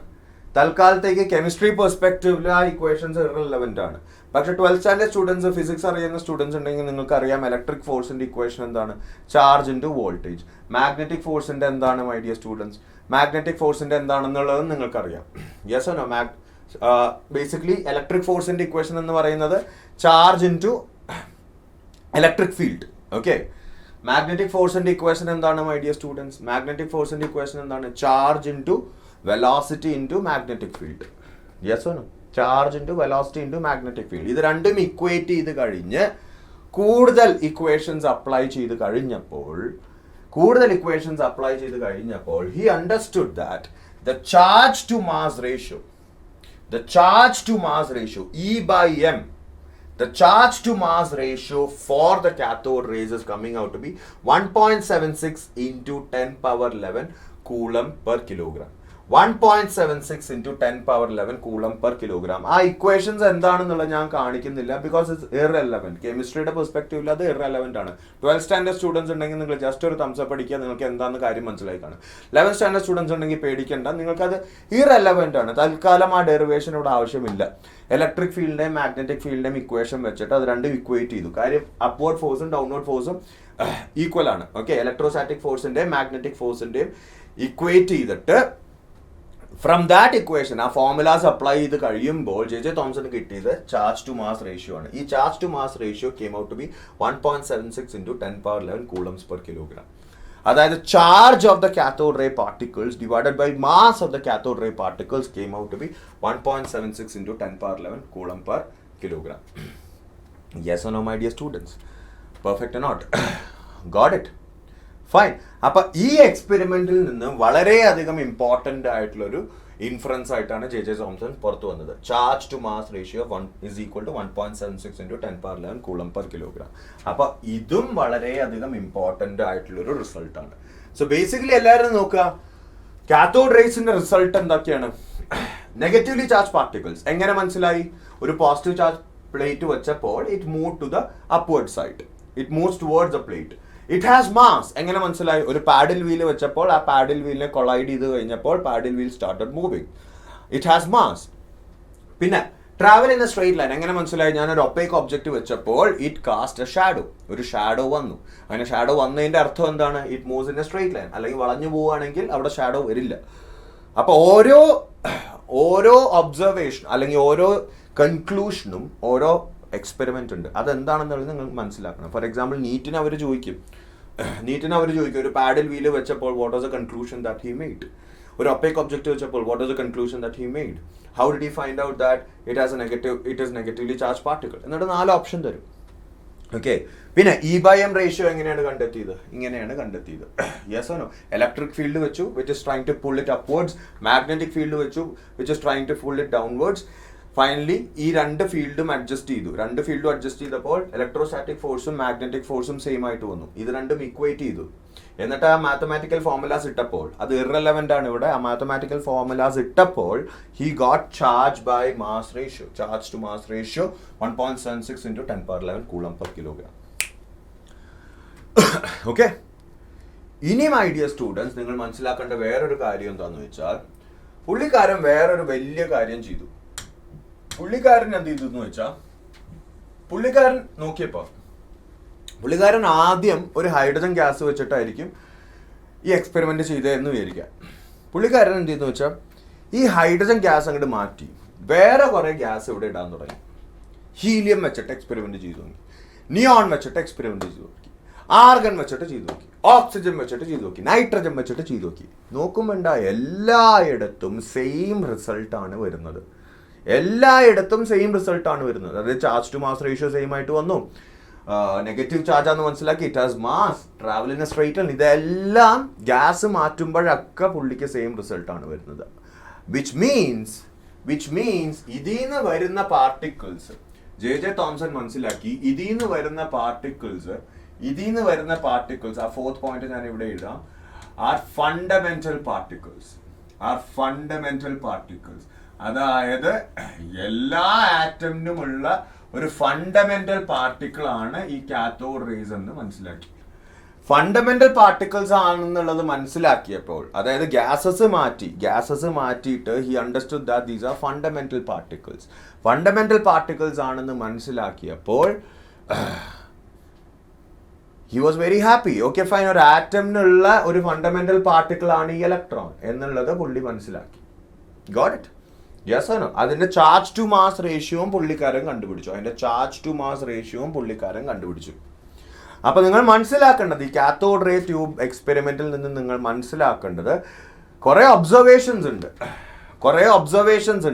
ഓരോ ഒബ്സർവേഷനും, ഓരോ എക്സ്പെരിമെന്റിനും ഓരോ കൺക്ലൂഷനും ഉണ്ട്. ഈ ഒബ്സർവേഷനും അല്ലെങ്കിൽ എക്സ്പെരിമെന്റും ഈ കൺക്ലൂഷനും നിങ്ങൾ എന്താണെന്ന് മനസ്സിലാക്കുക. Got it? ഫൈൻ. ഇനി നമുക്ക് കുറച്ച് പേർക്കെങ്കിലും ആ പഴയ ഡൗട്ട് ഓർമ്മയുണ്ടാവും. നിങ്ങൾ കുറച്ച് പേർക്കെങ്കിലും ഓർമ്മയുണ്ടാവും, സാർ ഈ ലോ പ്രഷറിന്റെ കാര്യം പറഞ്ഞില്ലല്ലോ. സാറ് പറഞ്ഞു ഇവിടെ ലോ പ്രഷറാണ് വെക്കുന്നത്, എന്തുകൊണ്ട് ഹൈ പ്രഷർ വെക്കുന്നില്ല? വളരെ സിമ്പിൾ ആയിട്ട് ഞാൻ പറഞ്ഞുതരാം മൈ ഡിയർ സ്റ്റുഡൻസ്. ഞാൻ ഓൾറെഡി പറഞ്ഞു കഴിഞ്ഞു ഇവിടെ ഗ്യാസ് ആറ്റംസ് ഉണ്ട് എന്നുള്ളത്. ഇഷ്ടം പോലെ ഗ്യാസ് ആറ്റംസ് ഉണ്ടെങ്കിൽ, എല്ലായിടത്തും ഗ്യാസ് ആറ്റംസ് ഉണ്ടെങ്കിൽ എന്ത് പറ്റുമെന്ന് വെച്ചാൽ, ദിസ് ഇലക്ട്രോൺ, ഞാൻ പറഞ്ഞു കഴിഞ്ഞു ഈ കാത്തോഡിൽ നിന്ന് ജനറേറ്റ് ചെയ്ത് വരുന്ന ഈ ഇലക്ട്രോണിന് it will get accelerated towards anode. അതായത് ആനോഡിലേക്ക് അത് ഓടിക്കൊണ്ടിരിക്കുന്ന സമയത്ത് it will collide with the electrons of the gas. എന്നിട്ട് ആ ഇലക്ട്രോൺസും വരും ഫൈനലി. പക്ഷേ ഇഷ്ടംപോലെ ഗ്യാസ് പാർട്ടിക്കിൾസ് ഉണ്ടെങ്കിൽ എന്ത് പറ്റുമെന്ന് വെച്ചാൽ, ഇവിടെ നിന്ന് ഇജക്ട് ചെയ്ത് വരുന്ന ഇലക്ട്രോൺസിന്, ഈ കാത്തോഡിൽ നിന്ന് ഇജക്ട് ചെയ്ത് വരുന്ന ഇലക്ട്രോൺസിന് ഇനഫ് വെലോസിറ്റി അല്ലെങ്കിൽ ഇനഫ് മൊമെന്റം ഗെയിൻ ചെയ്യാനുള്ള ടൈം കിട്ടില്ല. അപ്പൊ ഞാൻ ഓടിത്തുടങ്ങി, എൻ്റെ velocity initially 5 metre per second ആയി, പിന്നെ ഞാൻ ആക്സലറേറ്റ് ചെയ്ത 10 മീറ്റർ പെർ സെക്കൻഡ് ആയി, 15 മീറ്റർ പെർ സെക്കൻഡ് ആയി, പിന്നെ ആക്സലറേറ്റ് ചെയ്ത 20 മീറ്റർ പെർ സെക്കൻഡ് ആയി. അങ്ങനെ ഒരു സ്ഥലത്ത് പോയി ഇടിച്ചാൽ ചിലപ്പോൾ എനിക്ക് നല്ല പണി കിട്ടും. നേരെ മറിച്ച് ഞാൻ ഓടിത്തുടങ്ങി എൻ്റെ വെലോസിറ്റി കൂടുന്നതിന് മുമ്പ് തന്നെ ഞാനൊരു സ്ഥലത്ത് ഇടിച്ചു കഴിഞ്ഞാൽ എനിക്ക് അത്രയ്ക്ക് വേദന ഉണ്ടാവില്ല. അതേപോലെ തന്നെ ഈ electrons which got ejected from the cathode ഇവിടുന്ന് ഓടിത്തുടങ്ങി നല്ല ആക്സിലറേഷനിൽ വന്ന് ഇടിച്ചാലേ ഈ electrons of the gas molecules will also get ejected. അല്ലെങ്കിലോ നടക്കില്ല. Yes or no? അപ്പൊ ഇഷ്ടംപോലെ ഗ്യാസ് പാർട്ടിക്കിൾസ് ഉണ്ടെങ്കിൽ എന്ത് പറ്റുമെന്ന് വെച്ചാൽ, ഇവിടെ നിന്ന് ഇജക്ട് ചെയ്യുന്ന ഇലക്ട്രോൺസിന് ആക്സിലറേറ്റ് ചെയ്യാനുള്ള ടൈം കിട്ടില്ല. അങ്ങനെ ആക്സിലറേറ്റ് ചെയ്യാനുള്ള ടൈം കിട്ടിയില്ലെങ്കിൽ ഈ ഇലക്ട്രോൺസ് ഇജക്റ്റഡ് ആവില്ല. ഈ ഇലക്ട്രോൺസ് ഇജക്റ്റഡ് ആവില്ലെങ്കിൽ ഈ എക്സ്പെരിമെന്റ് ഒരു സക്സസ് ആവില്ല. യെസ്. അതുകൊണ്ടാണ് പുള്ളിക്കാരൻ പ്രഷർ കുറച്ച് വെച്ചത്. Yes or no? കാര്യം പ്രഷർ കൂട്ടി വെക്കുമ്പോഴൊന്നും പുള്ളിക്ക് ഒബ്സർവേഷൻ കിട്ടുന്നില്ല. എന്താണെന്നുള്ളത് നമുക്കറിയാം ഇപ്പൊ. കാരണം പ്രഷർ കൂട്ടി വെക്കുമ്പോൾ എല്ലായിടത്തും ഗ്യാസ് പാർട്ടിക്കിൾസ് ഉണ്ട്. അപ്പൊ ഇവിടെ നിന്ന് ഇജക്ട് ചെയ്ത് വരുന്ന ഇലക്ട്രോൺസിനെ ആക്സലറേറ്റ് ചെയ്ത് ആ ഗ്യാസിന്റെ ഇലക്ട്രോൺസിനെ തട്ടിത്തെറിപ്പിക്കാനുള്ള മൊമെന്റം കിട്ടില്ല. അതായത് ഇവിടെ നിന്ന് ഇങ്ങോട്ട് വന്ന്, ഫോർ എക്സാമ്പിൾ, ഞാൻ ഇപ്പൊ സിമ്പിൾ ആയിട്ട് ഒരു വാല്യൂ തരാം. ഒരു എക്സ് വാല്യൂല് ഒരു എക്സ് മീറ്റർ പെർ സെക്കൻഡിൽ ഇവനെ തട്ടിയാലേ ചിലപ്പോൾ ഇവൻ പുറത്തോട്ട് വരുള്ളൂ. അതിന് ഇവൻ ചിലപ്പോൾ ഇവിടെ വരെയും ട്രാവൽ ചെയ്യേണ്ടി വരും. അത്രയും ടൈം കിട്ടിയാൽ ഇവന് എത്ര ആക്സലറേറ്റ് ചെയ്യാൻ പറ്റുള്ളൂ. പക്ഷെ ഓൾറെഡി ഇവിടെ നടുക്കൊരു ഗ്യാസ് പാർട്ടിക്കിൾ ഉണ്ടെങ്കിൽ ഇവന് അത്രയും ആക്സലറേറ്റ് ചെയ്യാനുള്ള ടൈം കിട്ടിയില്ലെങ്കിൽ അത് the electrons in the gas will not be ejected. Okay, fine. അപ്പൊ ഇതാണ് കാത്തോഡ് റേ എക്സ്പെരിമെന്റ്. എല്ലാവരും നോക്കുക. This is what cathode ray experiment is. പിന്നെ വേറൊരു കാര്യം എന്ന് വെച്ചാൽ, അവർക്ക് വേറെ ക്വസ്റ്റ്യൻ ചോദിക്കാം, എന്തിനാണ് ഇവിടെ ഹൈ വോൾട്ടേജ് വെച്ചത്? സോ ദാറ്റ് ദീസ് പാർട്ടിക്കിൾസ്, ഞാൻ പറഞ്ഞില്ല, ഈ കാത്തോഡിൽ നിന്ന് വരുന്ന ഇലക്ട്രോൺസിനെ ഇജക്ട് ചെയ്യാനായിട്ട് കുറച്ച് പാടാണ്. കാര്യം these electrons are held on to the nucleus. അപ്പൊ ഈ ഇലക്ട്രോൺസിനെ പുറത്തേക്ക് വരുത്താനായിട്ട് നല്ല വോൾട്ടേജ് വേണം, അവിടുന്ന് നല്ല പുള്ളിങ് പവർ വേണം, നല്ല ഫോഴ്സ് വേണം, എന്നാലേ ഈ ഇലക്ട്രോൺസ് പുറത്തോട്ട് വരുള്ളൂ. നമുക്കിനി ഡിസ്കവറി ഓഫ് പ്രോട്ടോൺ പഠിക്കാം. ഡിസ്കവറി ഓഫ് പ്രോട്ടോൺ എല്ലാവരും നോക്കുക. ഇൻ 1886 ഗോൾസ്റ്റീൻ ആണ് കണ്ടുപിടിച്ചത്. He performed discharge tube experiment in which he used perforated cathode and a gas at low pressure was kept inside the tube as before. അതായത് same experiment, JJ തോംസന്റെ same experiment, cathode ray experiment തന്നെ, പക്ഷെ ഒറ്റൊരു വ്യത്യാസമുള്ളൂ. പുള്ളി screen കൊണ്ടുവച്ചത് കാത്തോഡിന്റെ പുറകെയാണ്. JJ തോംസൺ സ്ക്രീൻ കൊണ്ടുവച്ചത് ആനോഡിന്റെ പുറകെയാണ്. പുള്ളി സ്ക്രീൻ കൊണ്ടുവച്ചത് കാത്തോഡിന്റെ പുറകെയാണ്. എന്നിട്ട് പെർഫറേറ്റഡ് കാത്തോഡ്, അതായത് ഹോൾസ് ഉള്ള കാത്തോഡ് ഇവിടെ വെച്ചു. Gas at low pressure. Air at low pressure basically gas, ഒരു പെർട്ടിക്കുലർ ഗ്യാസ് എടുത്തു എന്ന് വിചാരിക്കുക. എയർന്ന് ഉദ്ദേശിക്കുന്നത് ജനറലി പറയുന്നതാണ്, പക്ഷെ they did the experiment general as in specifically with certain gases, അതായത് ഹൈഡ്രജൻ ഗ്യാസോ അല്ലെങ്കിൽ ഹീലിയം ഗ്യാസോ ആർഗൺ ഗ്യാസോ. പുള്ളി നോക്കുമ്പോൾ ഒബ്വിയസ്ലി ആനോഡിന്റെ ഇവിടെ സ്ക്രീൻ വെച്ചാൽ നിങ്ങൾക്ക് അറിയാം അവിടെ ഗ്ലോ വരുന്നുള്ളത്, അത് നമ്മൾ ഓൾറെഡി കണ്ടു. പുള്ളി നോക്കുമ്പോൾ ഇവിടെ ഗ്ലോ വരുന്നു. സെയിം എക്സ്പെരിമെന്റ് അപ്പാരറ്റസ്, ഒന്നുമില്ല. ഈ സ്ക്രീൻ കൊണ്ട് ഇവിടെ വെച്ചപ്പോൾ ഇവിടെ ഗ്ലോ വന്നു. അതിൻ്റെ അർത്ഥം എന്താണ്? വളരെ സിമ്പിളാണ് മൈ ഡിയർ സ്റ്റുഡൻസ്. നമുക്കറിയാം, എല്ലാവരും നോക്കാം, ഈ ഒരു gas particle with an electron, നമുക്കറിയാം ഈ കാത്തോഡിന്ന് ഇലക്ട്രോൺസ് വരുമ്പോൾ, ഞാൻ പറഞ്ഞില്ല, ഈ കാത്തോഡിന്ന് ഇലക്ട്രോൺസ് വരുമ്പോൾ they get accelerated, they will collide with the electron of the gas. ഈ ഇലക്ട്രോൺ അങ്ങോട്ട് തട്ടിത്തെറിപ്പിക്കുമ്പോൾ ബാക്കി എന്താണ് വരുന്നത്? ബാക്കി വരുന്നത് ഒരു അയോണൈസ്ഡ് ഗ്യാസ് അല്ലേ വരുന്നത്. ഫോർ എക്സാമ്പിൾ സിമ്പിൾ ആയിട്ട് പറയുകയാണെങ്കിൽ, എനിക്കിപ്പോ ഹീലിയം ഗ്യാസ് ആറ്റം ഉണ്ട്. ഓക്കെ, ഞാൻ ഇവിടെ കാണിച്ചു തരാം. ഹീലിയം ഗ്യാസ് ആറ്റം ഉണ്ട്. അവിടെ എനിക്ക് 2 ഇലക്ട്രോൺ ഉണ്ട് എന്ന് വിചാരിക്കാം. ഹീലിയത്തിന് 2 ഇലക്ട്രോൺ ഉണ്ടല്ലോ. ഇവിടെ നിന്ന് വരുന്ന ഒരു ഇലക്ട്രോൺ, ഈ കാത്തോഡിൽ നിന്ന് വരുന്ന ഒരു ഇലക്ട്രോൺ, ലെറ്റസ് സേ അവൻ നേരെ വന്ന് ഇവിടുത്തെ ഒരു ഇലക്ട്രോണെ അങ്ങോട്ട് തട്ടിത്തെറിപ്പിച്ചു. ആ ഇലക്ട്രോൺ ഇങ്ങനെ പോകാൻ തുടങ്ങി. പക്ഷെ എനിക്ക് ബാക്കിയുള്ളത് എന്താണ്? സോറി കാത്തോഡിൽ നിന്നല്ല വരുന്നത്. സോറി മൈ ഡിയർ സ്റ്റുഡൻസ്, എല്ലാവരും നോക്കുക. ഇവിടെ ഡയറക്ഷൻ മാറ്റിയാണ് എഴുതിയിരിക്കുന്നത്. എല്ലാവരും നോക്കുക. കാത്തോഡ് എന്ന് പറയുമ്പോൾ ഇവിടെ നിന്നാണ് വരുന്നത്. Okay, electrons will come from this side. Electrons ഇവിടെ നിന്ന് വന്ന് ഈ ഹീലിയത്തിലെ 2 ഇലക്ട്രോണിലെ ഒരെണ്ണത്തിനെ കൂടെ തട്ടിത്തെറിപ്പിച്ചു എന്ന് വിചാരിക്കാം. ഓക്കെ, ആ ഇലക്ട്രോൺ നേരെ അങ്ങോട്ട് പോകും, ആനോഡിന്റെ അങ്ങോട്ട് പോകും. പക്ഷെ എനിക്ക് ബാക്കി വരുന്നത് എന്താണ്? ഹീലിയം പ്ലസ് എന്ന് പറഞ്ഞ ഒരു കാറ്റയോൺ ആണ്. അവിടെ കിട്ടും. ഈ കാറ്റയോൺ എന്ത് ചെയ്യും? ഈ കാറ്റയോൺ നേരെ ഇങ്ങോട്ട് മൂവ് ചെയ്യാൻ തുടങ്ങും. അതായത് ഇലക്ട്രോൺസ് ഫ്രം ദ കാത്തോഡ് നേരെ വന്ന് ഗ്യാസ് പാർട്ടിക്കിൾ ഇടിക്കുമ്പോൾ ആ ഗ്യാസ് പാർട്ടിക്കിളിലെ ഇലക്ട്രോൺ നേരെ അങ്ങോട്ട് പോകും. ഓക്കെ ഫൈൻ, ഇലക്ട്രോൺസ് എല്ലാം ആനോഡിലേക്ക് നീങ്ങും. പക്ഷെ ബാക്കി വരുന്ന cations will definitely start moving to the side. ബാക്കി വരുന്ന cations will definitely start moving to the cathode side. ആ കാറ്റയോൺസ് ആണ്, അല്ലെങ്കിൽ ആ അയോണൈസ്ഡ് ഗ്യാസസ് ആണ് ഇവിടെ ഒരു റെഡ് ഗ്ലോ തരുന്നത്. നേരത്തെ മറ്റേടത്ത് ഒരു ഗ്രീൻ ഗ്ലോ ആയിരുന്നു. That is because the color of the glow depends upon the energy with which you strike. Okay, അതിലേക്കൊന്നും നമ്മളിപ്പോൾ കിടക്കുന്നില്ല. ഇവിടെ വന്ന് ഇടിക്കാൻ പോകുന്നത് അയോണൈസ്ഡ് ഗ്യാസസ് ആണ്. സോ ബേസിക്കലി ഇവന്മാരെ ഗോൾസ്റ്റീൻ വിളിച്ചത് ആനോഡ് റേസ് അല്ലെങ്കിൽ കെനാൽ റേസ് എന്നാണ്. കെനാൽ റേസ് എന്ന് ഉദ്ദേശിച്ചത് എന്താണെന്ന് വെച്ചാൽ, അവന്മാരുടെ പോക്ക് എന്ന് പറഞ്ഞാൽ ഈ മറ്റേ കെനാൽ പോലെ. കെനാൽ എന്താണെന്ന് അറിയില്ലേ? വെള്ളം നിറച്ചൊരു ബേസിക്കലി കെനാൽ. അതിന്റെ പോക്ക് പോലെയാണ് ഇവന്മാരുടെ പോക്ക് കണ്ടത്. Yes or no? Fine. So basically understand that the experimental setup exactly almost 99% same ആയിരുന്നു. ഒറ്റ ഡിഫറൻസ് എന്ന് വെച്ചാൽ ഇവിടെ കൊണ്ട് സ്ക്രീൻ വെച്ചു. അങ്ങനെ ഗോൾസ്റ്റീന് മനസ്സിലായി there are also positively charged particles inside the atom. Yes or no? Fine.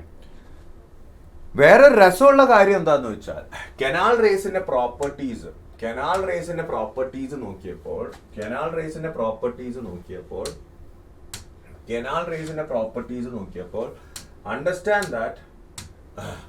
understand that one of the important properties that you have to understand is E/m ratio, charge to mass ratio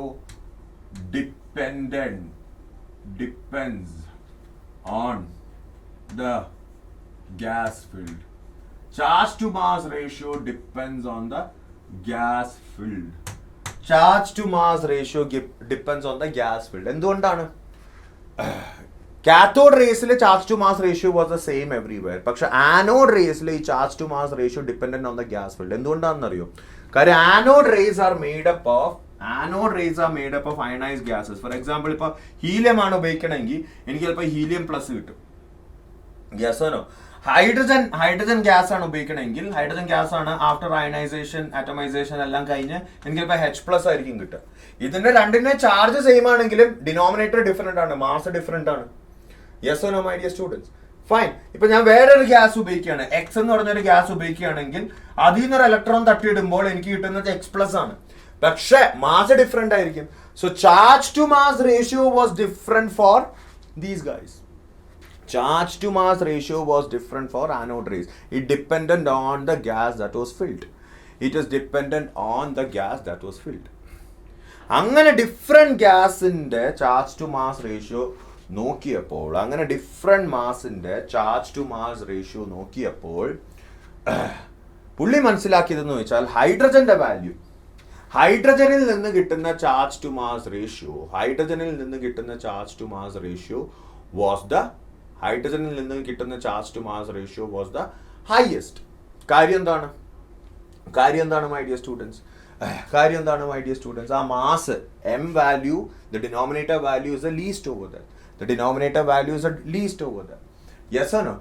അങ്ങനെ various experiments ചെയ്ത് പുള്ളിക്ക് മനസ്സിലായി the fundamental positively charged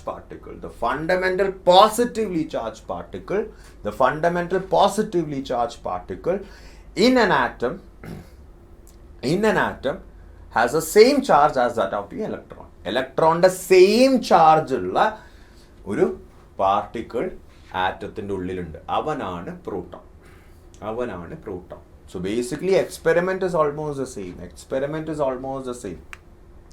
ഒറ്റ ഡിഫറൻസേ ഉള്ളൂ, screen വെച്ചത് ഇവിടെയാണ്.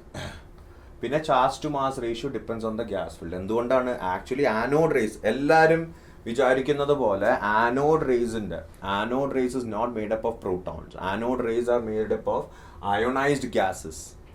Ionise ചെയ്യപ്പെട്ട gases ആണ് ആനോഡ് റേസ്. പ്രോട്ടോൺസ് അല്ല പുറത്തു വരുന്നത്, അയോണൈസ്ഡ് ഗ്യാസസ് ആണ്. അതായത് ഇലക്ട്രോൺ തട്ടിത്തെറിപ്പിച്ചിട്ട് ഉണ്ടാവുന്ന കാറ്റയോൺസ് ആണ് ഈ anode rays. Yes or no? They are not protons. പക്ഷെ ഡിഫറെന്റ് എക്സ്പെരിമെന്റ്സ് ചെയ്ത് ഗോൾഡ്സ്റ്റീന് മനസ്സിലായി there is a fundamental particle called as proton which has the same charge as that of the electron. Got it? പക്ഷെ positive sign ആണെന്ന് എങ്ങനെ മനസ്സിലായി? ഇപ്പോൾ proton positive sign ആണെന്നുള്ളത് അല്ലെങ്കിൽ പോസിറ്റീവ് ചാർജ് ആണെന്നുള്ളത് എങ്ങനെ മനസ്സിലായി? വളരെ സിമ്പിൾ ആണ്. പുള്ളി നേരത്തെ ചെയ്ത എക്സ്പെരിമെന്റ്സ് തന്നെ ഇവിടെ റെപ്ലിക്കേറ്റ് ചെയ്തു.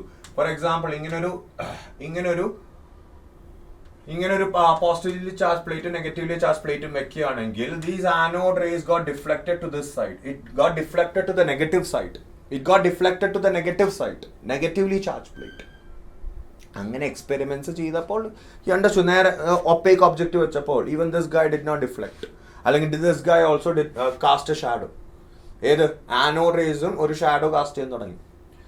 പാഡിൽ വീൽ വെച്ചപ്പോൾ ഇത് മൂവ് ചെയ്യാൻ തുടങ്ങി. So basically same experiments replicate ചെയ്തു. അതിൽ നിന്ന് എന്താ മനസ്സിലായത്? ആനോഡ് റേസിന്റെ ചാർജ് പോസിറ്റീവ് ആണ്. Got fine. പിന്നെ വരുന്നതാണ് ഡിസ്കവറി ഓഫ് ന്യൂട്രോൺ. ബേസിക്കലി ഈ ഇലക്ട്രോണും പ്രോട്ടോണും ഡിസ്കവർ ചെയ്ത് കുറേ വർഷത്തിന് ശേഷം സയന്റിസ്റ്റിന് മനസ്സിലായി എന്തോ ഒന്ന് മിസ്സിംഗ് ആണ്. ഒരു ന്യൂട്രൽ പാർട്ടിക്കിളിന്റെ മിസ്സിംഗ് ഉണ്ട്. There is something else that has to be discovered. എന്തുകൊണ്ടാണ് അവർക്ക് അങ്ങനെ തോന്നിയെന്നുള്ളതൊക്കെ it is out of context. Basically neutron was discovered by James Chadwick. എന്താ പുള്ളി ചെയ്തതെന്ന് വെച്ചാൽ ഇത് എന്താണെന്നുള്ളത് മാത്രം മനസ്സിലാക്കിയാൽ മതി. He bombarded light elements like beryllium with fast moving alpha particles. Alpha particle എന്താണ്? ആൽഫ പാർട്ടിക്കിൾ എന്ന് ഉദ്ദേശിക്കുന്നത് ഹീലിയം ന്യൂക്ലിയ ആണ്. Yes or no? Helium nuclei എന്ന് ഉദ്ദേശിച്ചത് എന്താണ്? He2+.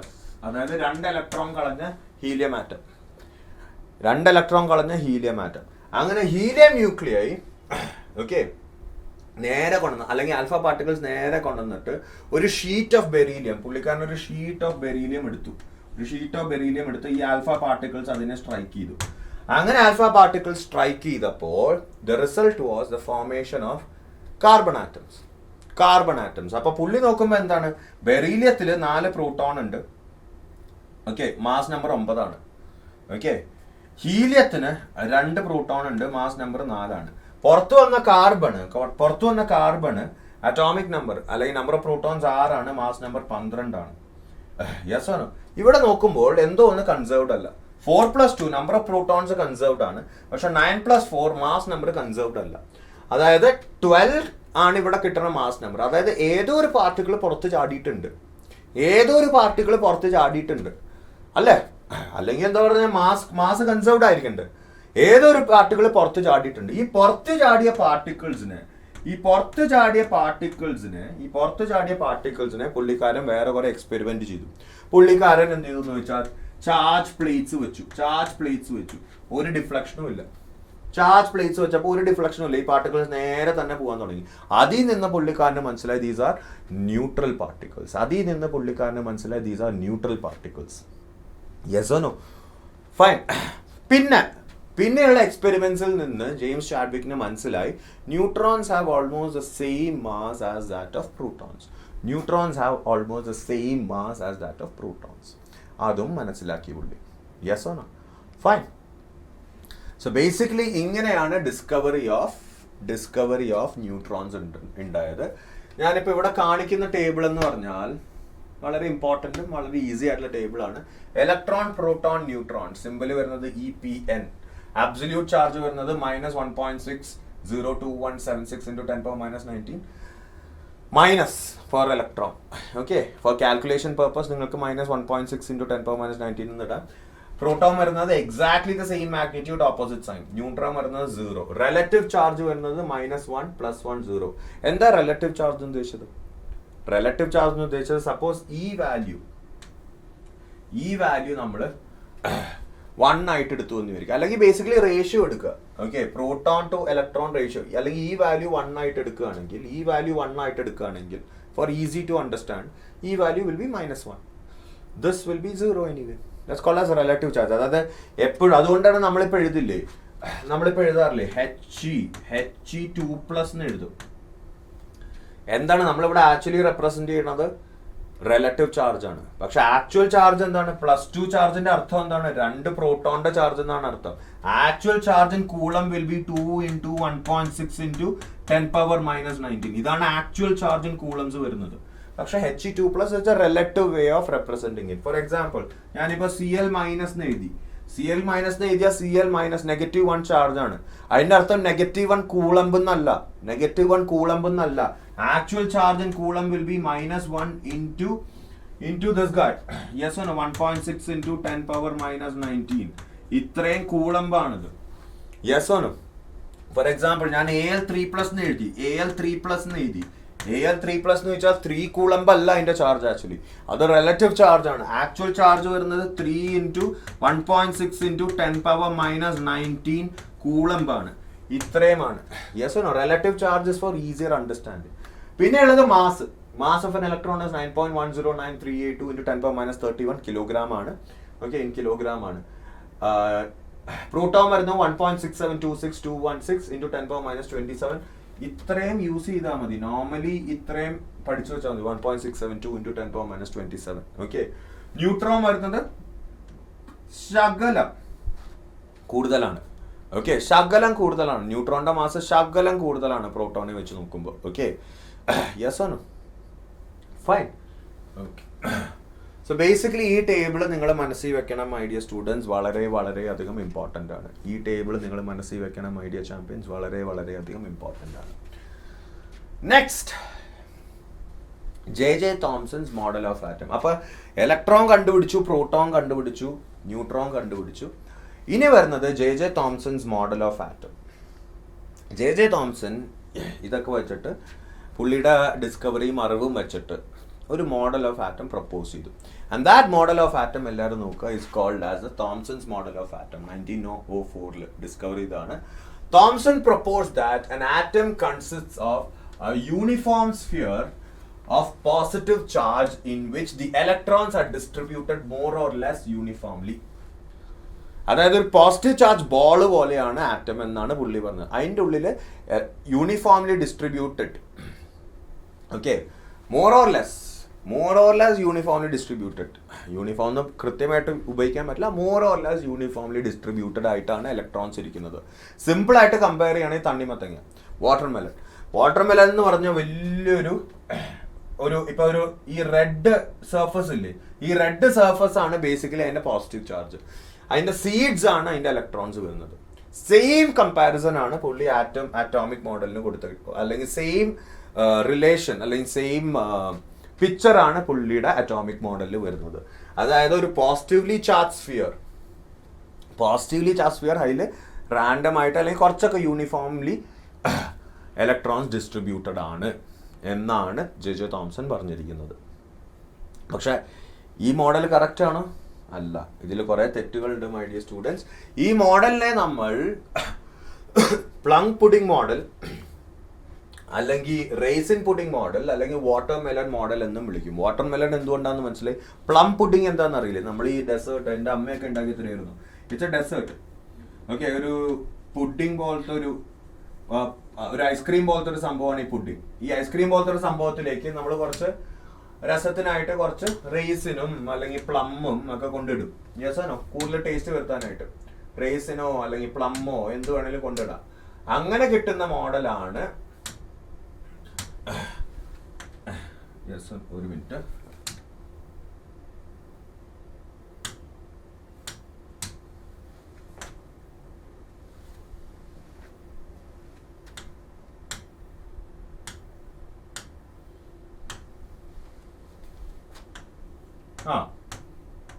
ബേസിക്കലി പ്ലംസോ റേസിനോ കൊണ്ട് അതിലിടുമ്പോൾ ഓൾമോസ്റ്റ് സെയിം എഫക്റ്റ് തന്നെയാണ് വരുന്നത്. അല്ല, ഇപ്പൊ ഈ വാട്ടർമെല്ലിൽ കണ്ട പോലെ തന്നെ ഒരു റെഡ് സ്ഫിയറിൽ അതിൻ്റെ ഉള്ളിൽ കുറച്ച് ബ്ലാക്ക് സീഡ്സ് ഉണ്ട്. അതേപോലെ തന്നെ ഈ പുഡിംഗ് എന്ന് പറഞ്ഞാൽ ഐസ്ക്രീം പോലത്തെ ഒരു സംഭവം, അതിൽ കുറേ ഒളിഞ്ഞു കിടക്കുന്ന റേസിൻസോ അല്ലെങ്കിൽ പ്ലംസോ ആണ് ഇലക്ട്രോൺസ്. ആ ഐസ്ക്രീം അല്ലെങ്കിൽ ആ പുഡിംഗ് ആണ് ബേസിക്കലി ദ പോസിറ്റീവ് ചാർജ് എന്നാണ് തോംസൺ പറഞ്ഞത്. പക്ഷെ ഇത് തെറ്റാന്ന് പ്രൂവ് ചെയ്തത് ആരാണ്? റദർഫോർഡ്സ് സ്കാറ്ററിംഗ്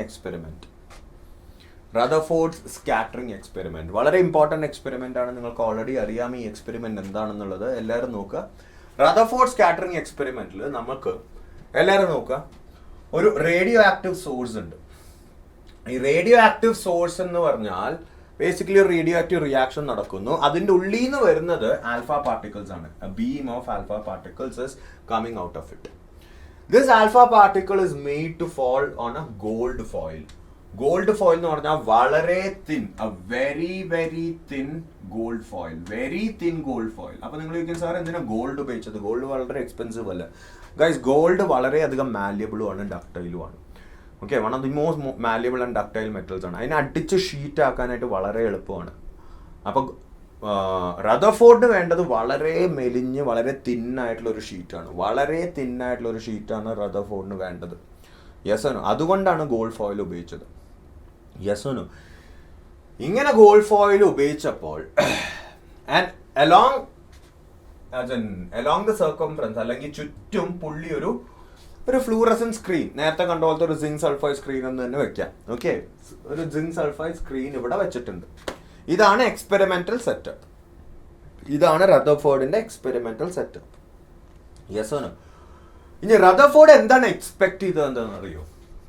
റദർഫോർഡ് എക്സ്പെക്ട് ചെയ്തത് ജെ തോംസന്റെ മോഡൽ എന്ന് പറഞ്ഞാൽ ഒരു പോസിറ്റീവ്ലി ചാർജ് സ്ഫിയർ, അതിൽ റാൻഡം ആയിട്ട് ഇലക്ട്രോൺസ് ഉണ്ട് എന്നാണ് ജെ തോംസൺ പറഞ്ഞത്. അപ്പൊ റദർഫോർഡ് വിചാരിച്ചത് ഈ ആൽഫ പാർട്ടിക്കിൾസ് എന്ന് പറഞ്ഞാൽ എന്താണ്? ഈ ആൽഫ പാർട്ടിക്കിൾസ് ആ basically helium nucleus, He2+ nucleus ആണ്.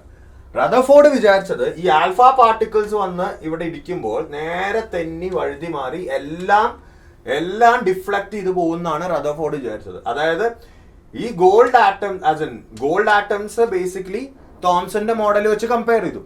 ഓക്കെ, അപ്പൊ ഈ ഗോൾഡ് ആറ്റംസ് ആ പോസിറ്റീവ്ലി ചാർജ് സ്ഫിയർ. അപ്പൊ ബേസിക്കലി ഈ He2+ വരുമ്പോൾ they'll get repelled and they'll all get deflected. അതിന്റെ പാത്ത് ഡിഫ്ലക്റ്റ് ആയി പോകുന്നതാണ് റദർഫോർഡ് വിചാരിച്ചത്. Yes or no? അതായത് ഹീലിയം പാർട്ടിക്കിൾസ് നേരെ ഒന്ന് ഇടിക്കുമ്പോൾ നേരെ റിപ്പലായിട്ട് പോകുന്നതാണോ റദർഫോർഡ് വിചാരിച്ചത്? ഹീലിയം പാർട്ടിക്കിൾ ചിലപ്പോൾ ഇങ്ങോട്ട് വരുമ്പോൾ നേരെ റിപ്പലായിട്ട് ഇങ്ങോട്ട് പോകും, ഇങ്ങനെ വരുമ്പോൾ റിപ്പലായിട്ട് ഇങ്ങോട്ട് പോകും. ഇതാണ് റദർഫോർഡ് വിചാരിച്ചത് തോംസന്റെ മോഡൽ വെച്ചിട്ട് നോക്കുമ്പോൾ. പക്ഷെ റദർഫോർഡ് കണ്ടത് വളരെ അത്ഭുതകരമായിട്ടുള്ള കാര്യങ്ങളാണ്. എല്ലാവരും നോക്കും. Observations of Rutherford scattering experiments extremely important. Most of the fast moving alpha particles passed straight through the gold foil. നേരെ പോയി, അതായത് നേരെ തന്നെ ഇവിടെയാണ് സ്ക്രീൻ ഉള്ളതെങ്കിൽ നേരെ തന്നെ ഇവിടേക്കാണ് ഗ്ലോ വന്നത്. ഡിഫ്ലക്ഷൻ ഒന്നുമില്ല. Yes or no? Some of the alpha particles deflected by small angles. വളരെ ചെറിയ ആംഗിൾസിൽ ഡിഫ്ലക്ഷൻ വന്നു. കുറച്ചെണ്ണത്തിന് നോക്കുക, കുറച്ചെണ്ണം ഈ ഗോൾഡ് ആറ്റംസിൽ കൂടെ പോയപ്പോൾ ഇങ്ങനെ ഡിഫ്ലക്ഷൻസ് വന്നു. Yes or no? ഫൈൻ. അതായത് നിങ്ങൾ ഇങ്ങനെ ആലോചിച്ചാൽ മതി. ഇപ്പൊ ഗോൾഡ് ആറ്റംസ് ഇങ്ങനെ നിരന്നിരിക്കുകയാണ്. ഓക്കെ, ആൽഫ പാർട്ടിക്കിൾസിൽ കുറെ എണ്ണം നേരെ പോയി, ഒരു പ്രശ്നമില്ലാതെ നേരെ പോയി. Yes or no? കുറച്ചെണ്ണം ഡിഫ്ലക്റ്റ് ആയി പോയി എന്ന് വിചാരിക്കാം. Yes or no? ഫൈൻ. പിന്നെ surprisingly 1 out of every 20,000 particles appear to be rebounded. 1 out of every 20,000 particles appear to be rebounded. തോംസന്റെ മോഡലാണ് മനസ്സിലിരിക്കണമെങ്കിൽ കുറെ എണ്ണം റീബൗണ്ട് ചെയ്യാനുള്ള ചാൻസ് ഉണ്ട്. കാരണം തോംസൺ പറഞ്ഞ എന്താണ്? ഇതൊരു പോസിറ്റീവ്ലി ചാർജ് സ്ഫിയർ ആണ്, atom is A positively charge sphere. അപ്പൊ കുറെ എണ്ണം റീബൗണ്ട് ചെയ്യാനുള്ള ചാൻസ് ഉണ്ട്. കാരണം ഹീലിയം He2+ പോസിറ്റീവ്ലി ചാർജ് ആണ്, this guy is also positively charge. Rebounding chances are more. പക്ഷെ ഇവിടെ നോക്കുമ്പോൾ 1 in 20,000, അതായത് വളരെ കുറവ് ആൽഫ പാർട്ടിക്കിൾസ് ആണ് തട്ടി തിരിച്ചു വന്നത്.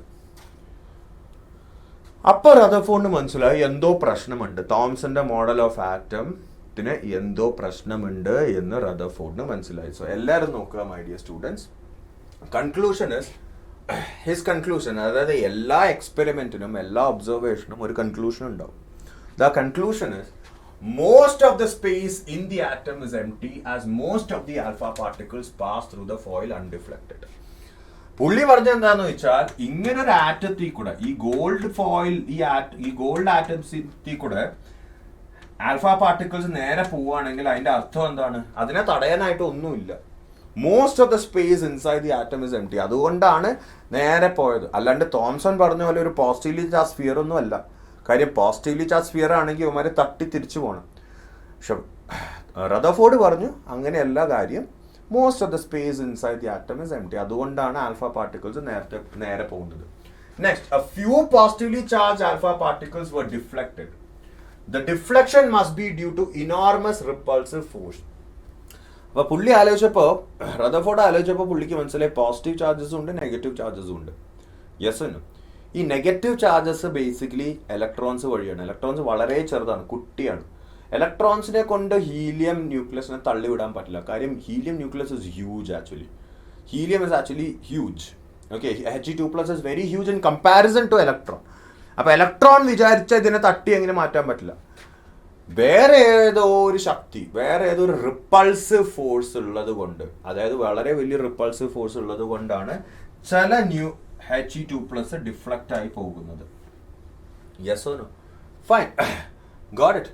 Showing that the charge of the atom is not, so basically the deflection must be due to enormous repulsive force, showing that the positive charge of the atom is not spread throughout the atom as Thomson had presumed. അതായത് positive charge മൊത്തം spread out ആണെങ്കിൽ നമുക്കറിയാം മിക്കതും deflect ചെയ്ത് പോകും. അതായത് ripple ഇത് മിക്കതും പോകും, അല്ലെങ്കിൽ കുറെ എണ്ണം റീബൗണ്ട് ചെയ്ത് വരും, ഇടിച്ചു തിരിച്ചു വരും. ഓക്കെ, പക്ഷെ വളരെ കുറച്ചെണ്ണേ ഡിഫ്ലക്റ്റ് ആയുള്ളൂ. അതിന്റെ അർത്ഥം എന്താണ്? ഈ positive charge, the positive charge has to be concentrated in a very small volume. This positive charge must be concentrated in a very small volume that repelled and deflected the positively charged alpha particles. അതായത് rather than Thomson പറഞ്ഞ പോലെ എല്ലായിടത്തും spread out അല്ല, വളരെ ചെറിയൊരു വോള്യത്തിൽ, ആറ്റത്തിന്റെ ഉള്ളിലുള്ള വളരെ ചെറിയൊരു വോള്യത്തിൽ മാത്രമാണ് ഈ പോസിറ്റീവ് ചാർജ് ഒതുങ്ങിക്കൂടിയിരിക്കുന്നത്. അതുകൊണ്ടാണ് ആൽഫ പാർട്ടിക്കിൾസ് നേരെ വരുമ്പോൾ ഇതിന്റെ അടുത്തെത്തുമ്പോൾ മാത്രം ഡിഫ്ലക്ഷൻ വരും. ഇതിന്റെ അടുത്തെത്തുമ്പോൾ മാത്രം ഡിഫ്ലക്ഷൻ വരും. നേരെ പോവുകയാണെങ്കിൽ, അതിന്റെ ദൂരെ കൂടെ പോവുകയാണെങ്കിൽ ഡിഫ്ലക്ഷൻ വരില്ല. അതാണ് most of the space inside the atom is empty. Most of the space inside the atom is empty. പക്ഷെ ആ പോസിറ്റീവ്ലി ചാർജ് സ്ഫിയർ അല്ലെങ്കിൽ ആ പോസിറ്റീവ്ലി ചാർജ്ഡ് സെന്റർ വളരെ ചെറിയ വോളിയമാണ് ഓക്യുപ്പൈ ചെയ്യുന്നത്. അതിൻ്റെ അടുത്ത് കൂടെ പോകുമ്പോൾ മാത്രമാണ് ഡിഫ്ലക്ഷൻ വരുന്നത്. അതിൻ്റെ ചാൻസ് വളരെ കുറവാണ്. അതാണ് 1 in 20,000. ഈ ചെറിയ വോളിയം എന്ന് പറയുന്നത് ആറ്റത്തിന്റെ വോളിയം വെച്ച് നോക്കുമ്പോൾ വളരെ വളരെ ചെറുതാണ്. അതുകൊണ്ടാണ് 1 in 20,000 മാത്രം ഇവിടെ ഇടിച്ചിട്ട് തിരിച്ചു വരുന്നത്. അതുകൊണ്ടാണ് 1 in 20,000 മാത്രം അവിടെ ഇടിച്ചിട്ട് തിരിച്ചു വരുന്നത്. Okay my dear students, perfect.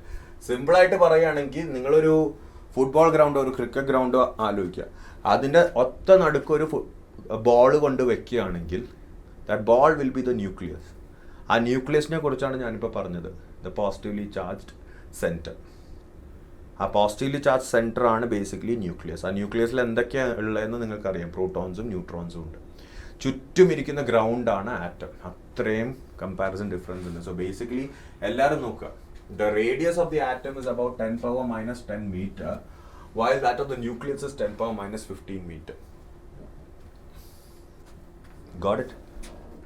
Yes or no? Fine. So basically ആരെങ്കിലും നിങ്ങളോട് ചോദിക്കുകയാണ്, who discovered or who proposed the nuclear model of atom? Rutherford ആണ് nuclear model of atom propose ചെയ്തത്. അതിനു മുമ്പ് ന്യൂക്ലിയസ് എന്നുള്ള കോൺസെപ്റ്റ് ഉണ്ടായിരുന്നില്ല. Rutherford was the first one who proposed the nuclear model of atom. Got it my dear students?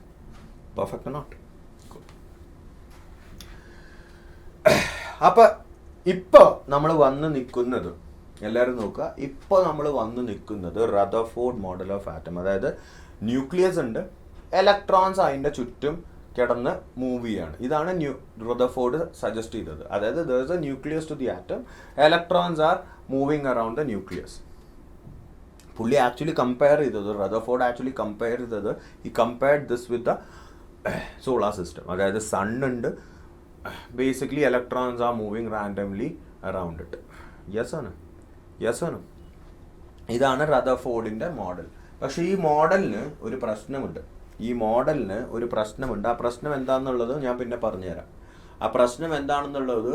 ഞാൻ പിന്നെ പറഞ്ഞുതരാം. There is a limitation to Rutherford's model. അതെന്താണെന്നുള്ളത് ഞാൻ പിന്നെ പറഞ്ഞുതരാം. അതിനു മുമ്പ് നമുക്ക് ഇലക്ട്രോ മാഗ്നറ്റിക് വേവ് തിയറിയിലേക്ക് കിടക്കാം.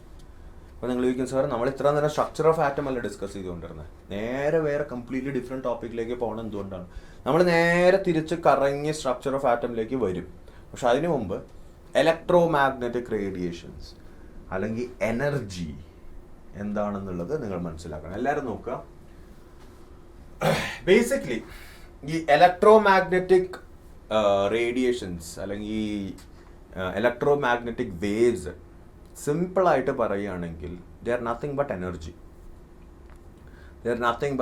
ഞാനിപ്പോൾ ഈ റിമോട്ട് യൂസ് ചെയ്തിട്ട് ഞാനിപ്പോൾ ഇത് കൺട്രോൾ ചെയ്യുമ്പോൾ ഇതിൻ്റെ ഉള്ളിൽ നിന്ന് വരുന്നത് എനർജി റേഡിയേഷൻസ് ആണ്. Yes or no? Fine. Ultraviolet radiations that is coming out of the sun, that is also an electromagnetic radiation, that is also pure energy. Yes or no? Yes or no, my dear students? നമ്മളിപ്പോൾ ഈ ഹോസ്പിറ്റലിലൊക്കെ പോകുമ്പോൾ നമ്മളിങ്ങനെ നിന്നിട്ട് അവർ x-ray scan എടുക്കില്ലേ? ഈ x-ray എന്താണ്? That's an electromagnetic radiation, that is pure energy. ഈ pure energy ഞാൻ ഉദ്ദേശിക്കുന്നത് എന്താണ്? ബേസിക്കലി അതിന് മാസ് ഇല്ല, അത് എനർജിയാണ്, പ്യുവർ എനർജി, ലൈറ്റ് എനർജി. അതിപ്പോൾ റെഡ് കളർ ലൈറ്റ് ആയാലും ഗ്രീൻ കളർ ലൈറ്റ് ആയാലും ബ്ലൂ ആയാലും വയലറ്റ് ആയാലും ഇൻഡിഗോ ആയാലും എന്തായാലും that is pure energy. That is pure electromagnetic radiation. These are all electromagnetic radiations. Yes or no? Fine. നമ്മൾ ഈ mobile ടവറിൽ നിന്ന് റേഡിയേഷൻസ് വരിക എന്നൊക്കെ കേട്ടിട്ടില്ലേ? ഈ റേഡിയേഷൻസ് എന്താണ്? Basically that's also type of energy. Radio നമ്മൾ ട്യൂൺ ചെയ്യുമ്പോൾ കിട്ടില്ലേ? എന്താണ് വലിച്ചെടുക്കുന്നത്? എന്താണ് ഈ സാറ്റലൈറ്റ് വഴി അത് വലിച്ചെടുക്കുന്നത്? ദാറ്റ്സ് ബേസിക്കലി റേഡിയോ വേവ്സും is a type of energy. Light waves, radio waves. നമ്മൾ മൈക്രോവേവ് ഉപയോഗിക്കില്ലേ ചൂടാക്കാനായിട്ട്? Microwaves, UV radiations, infrared radiations, gamma radiations, ഇതൊക്കെ ഇതൊക്കെ എക്സാമ്പിൾസ് ഓഫ് ഇലക്ട്രോമാഗ്നറ്റിക് റേഡിയേഷൻസ് ആണ്. ഇലക്ട്രോമാഗ്നറ്റിക് റേഡിയേഷൻ എന്ന് ഉദ്ദേശിച്ചത് സിമ്പിളായിട്ട് പറയുകയാണെങ്കിൽ they are energy, pure energy. Got it? Okay, എല്ലാവരും നോക്കാം. Electromagnetic wave theory was given by James Maxwell in 1864. He said that the energy is transmitted from any source continuously in the form of radiations. അതായത് നമ്മളിപ്പോൾ ഒരു bulb കത്തിക്കുകയാണെങ്കിൽ അതിൽ നിന്ന് ഹീറ്റും ലൈറ്റും വരുന്നതാണ് അല്ലെ. നമ്മളിപ്പോൾ ഒരു ബൾബ് കത്തിക്കുകയാണ് എന്ന് വിചാരിക്കാം. ഓക്കെ, അതിൽ നിന്ന് വരുന്ന ലൈറ്റും ഹീറ്റും ഈസ് കണ്ടിന്യൂസ്. കണ്ടിന്യൂസ് എന്ന് ഉദ്ദേശിച്ചത് എന്താണ്? ഞാൻ ഇപ്പോൾ സിമ്പിളായിട്ട് പറയുകയാണെങ്കിൽ നമ്മളിപ്പോൾ ഒരു ഹോസ് വെള്ളം എടുത്തു, ഓക്കെ, എന്നിട്ട് അതിൽ നിന്ന് വെള്ളം പോവുകയാണെങ്കിൽ that water is coming out continuously. അതേപോലെ energy flows out of a source continuously, നിർത്താതെ പോകുന്നു. ഒരു ഹോസിൽ നിന്ന് വെള്ളം എങ്ങനെയാണ് പോകുന്നത്? കണ്ടിന്യൂസ് ആയിട്ടല്ല ഫ്ലോ ചെയ്യുന്നത്. അതേപോലെ തന്നെ energy from A source is coming out continuously എന്നാണ് ജെയിംസ് മാക്സ്വെൽ പറഞ്ഞത്. These radiations are known as electromagnetic waves or radiant energy. These radiations are called as electromagnetic waves or radiant energy. Different types of electromagnetic radiations are radio waves, microwaves, infrared rays, visible rays, ultraviolet rays, X-rays, gamma rays. ഇതൊക്കെ radiations ആണ്, അല്ലെങ്കിൽ pure എനർജിയാണ്. അപ്പോൾ നിങ്ങൾ കേട്ടേക്കണ സാറേ ആകെ ഞാൻ കേട്ടേക്കണ ആകെ ലൈറ്റ് എനർജിയും ഹീറ്റ് എനർജിയും മാത്രമേ ഉള്ളൂ. അല്ല, ഇതൊക്കെ ഈ കാണുന്നതൊക്കെ എനർജീസ് ആണ് മൈ ഡിയർ സ്റ്റുഡൻസ്. ഇതിൽ കുറച്ച് energies are very very harmful for you. അതെന്താണെന്നുള്ളതൊക്കെ ഞാൻ പറഞ്ഞുതരാം, എന്തുകൊണ്ടാണ് എന്നുള്ളതൊക്കെ ഞാൻ പറഞ്ഞുതരാം. പക്ഷെ these are all energy radiations. Now why is it called as an electromagnetic wave? എന്തുകൊണ്ടാണ് ഇതിനെ ഇലക്ട്രോമാഗ്നറ്റിക് വേവ് എന്ന് വിളിക്കുന്നത്? ഇലക്ട്രോമാഗ്നറ്റിക് വേവ് എന്തുകൊണ്ടാണ് ഇതിനെ ഇലക്ട്രോമാഗ്നറ്റിക് വേവ് എന്ന് ഉദ്ദേശിക്കുന്നത്? Because energy or electromagnetic radiations R made up of an electric field. They are made up of an electric field and magnetic field. Electric field and magnetic field. Electric field and magnetic field. 12th standard students ന് ഇത് രണ്ടും എന്താണെന്ന് അറിയാം. Electric field എന്താണെന്ന് അറിയാം, magnetic field എന്താണെന്ന് അറിയാം. 11th standard സ്റ്റുഡൻസിന് മനസ്സിലാക്കാനായിട്ട് സിമ്പിൾ ആയിട്ട് പറഞ്ഞുതരാം. They are a measure of electrostatic force and magnetic force. Okay, electric field എന്ന് പറഞ്ഞാൽ it's a measure of electrostatic force, അതായത് ഇലക്ട്രിസിറ്റി അല്ലെങ്കിൽ ചാർജസ് കൊണ്ട് ഉണ്ടാവുന്ന ഫോഴ്സ്. അല്ലെങ്കിൽ മാഗ്നറ്റിക് ഫീൽഡ് എന്ന് പറഞ്ഞാൽ it is a measure of the force due to a magnet. അങ്ങനെ വിചാരിച്ചാൽ മതി. ഓക്കെ, ഒരു ഇലക്ട്രോമാഗ്നറ്റിക് റേഡിയേഷനിൽ ഈ ഇലക്ട്രിക് ഫീൽഡും മാഗ്നറ്റിക് ഫീൽഡും basically are moving perpendicular to each other. Are moving perpendicular to each other and also perpendicular to the direction of propagation. And also perpendicular to the direction of propagation. അതായത് simple ആയിട്ട് പറയുകയാണെങ്കിൽ ഈ blue waves നോക്കുകയാണെങ്കിൽ you can imagine them as the electric field. ഈ red waves നോക്കുകയാണെങ്കിൽ you can imagine them as the magnetic field. Electric ഫീൽഡിന്റെ ഡയറക്ഷനും magnetic ഫീൽഡിന്റെ ഡയറക്ഷനും പെർപെൻഡിക്കുലർ ആണ്. You can see that they are perpendicular to each other. Yes or no? One is along the y axis, one is along the z axis. And they are moving towards, അല്ലെങ്കിൽ moving along the x axis. അതായത് ഈ രണ്ട് ഫീൽഡിന്റെ direction perpendicular to each other ആണ്. But at the same time they are perpendicular to the direction of propagation. അതായത് ഇങ്ങനെയാണ് പോകുന്നത്. Electric field ഇങ്ങനെ നീങ്ങുന്നു, yes or no? Magnetic field ഇങ്ങനെ നീങ്ങുന്നു. Yes or no, my dear students? Perfect or not? Electric field is along the y-axis, magnetic field is along the z-axis, and direction of propagation is along the x-axis. ഇതാണ് എല്ലാ electromagnetic റേഡിയേഷനിലും present ആയിട്ടിരിക്കുന്നത്. Every electromagnetic radiation, നിങ്ങൾ radio waves എടുത്തോ ഇങ്ങനെ തന്നെയാണ്, X-rays എടുത്തോ ഇങ്ങനെ തന്നെയാണ്, ഗാമ റേസ് എടുത്തോ ഇങ്ങനെ തന്നെയാണ്, മൈക്രോവേവ്സ് എടുത്തോ ഇങ്ങനെ തന്നെയാണ്, ഇൻഫ്രാറെഡ് റേസ് എടുത്തോ ഇങ്ങനെ തന്നെയാണ്, ഗ്രീൻ ലൈറ്റ് എടുത്തോ, റെഡ് ലൈറ്റ് എടുത്തോ, ബ്ലൂ ലൈറ്റ് എടുത്തോ ഇങ്ങനെ തന്നെയാണ്. Yes or no? Next, the radiant energy do not need any medium of propagation. അതായത് ഇലക്ട്രോമാഗ്നറ്റിക് റേഡിയേഷൻസിന് ട്രാവൽ ചെയ്യാനായിട്ടൊരു മീഡിയം വേണ്ട. ഫോർ എക്സാമ്പിൾ ഞാനിങ്ങനെ കൈ കൊട്ടിയപ്പോൾ നിങ്ങൾ കേട്ടു, അല്ലെങ്കിൽ ഈ കൈ കൊട്ടുമ്പോൾ നിങ്ങൾ കേൾക്കും. എന്തുകൊണ്ടാണ്? സൗണ്ട് വേവ്സ് എയർ ഇല്ലാതെ അല്ലെങ്കിൽ ഒരു മീഡിയം ഇല്ലാതെ ട്രാവൽ ചെയ്യില്ല. ഇപ്പോൾ എയർ ഇല്ല എന്ന് വിചാരിക്കുക, ഞാൻ എന്ത് പറഞ്ഞാലും നിങ്ങൾ കേൾക്കില്ല. കാര്യം എന്താ? Sound waves is basically produce by the compression and elongation of the basically air pressure variation കൊണ്ട് ഉണ്ടാവുന്നത്. ഈ കംപ്രഷനും എലോങ്ങേഷൻ ഓഫ് എയർ കൊണ്ടാണ് സൗണ്ട് വേവ്സ് ഉണ്ടാവുന്നത്. Yes or no? Perfect or not? Got it? പക്ഷേ ഇപ്പോൾ വാട്ടർ വേവ്സ് എടുക്കുകയാണെങ്കിൽ എന്താ?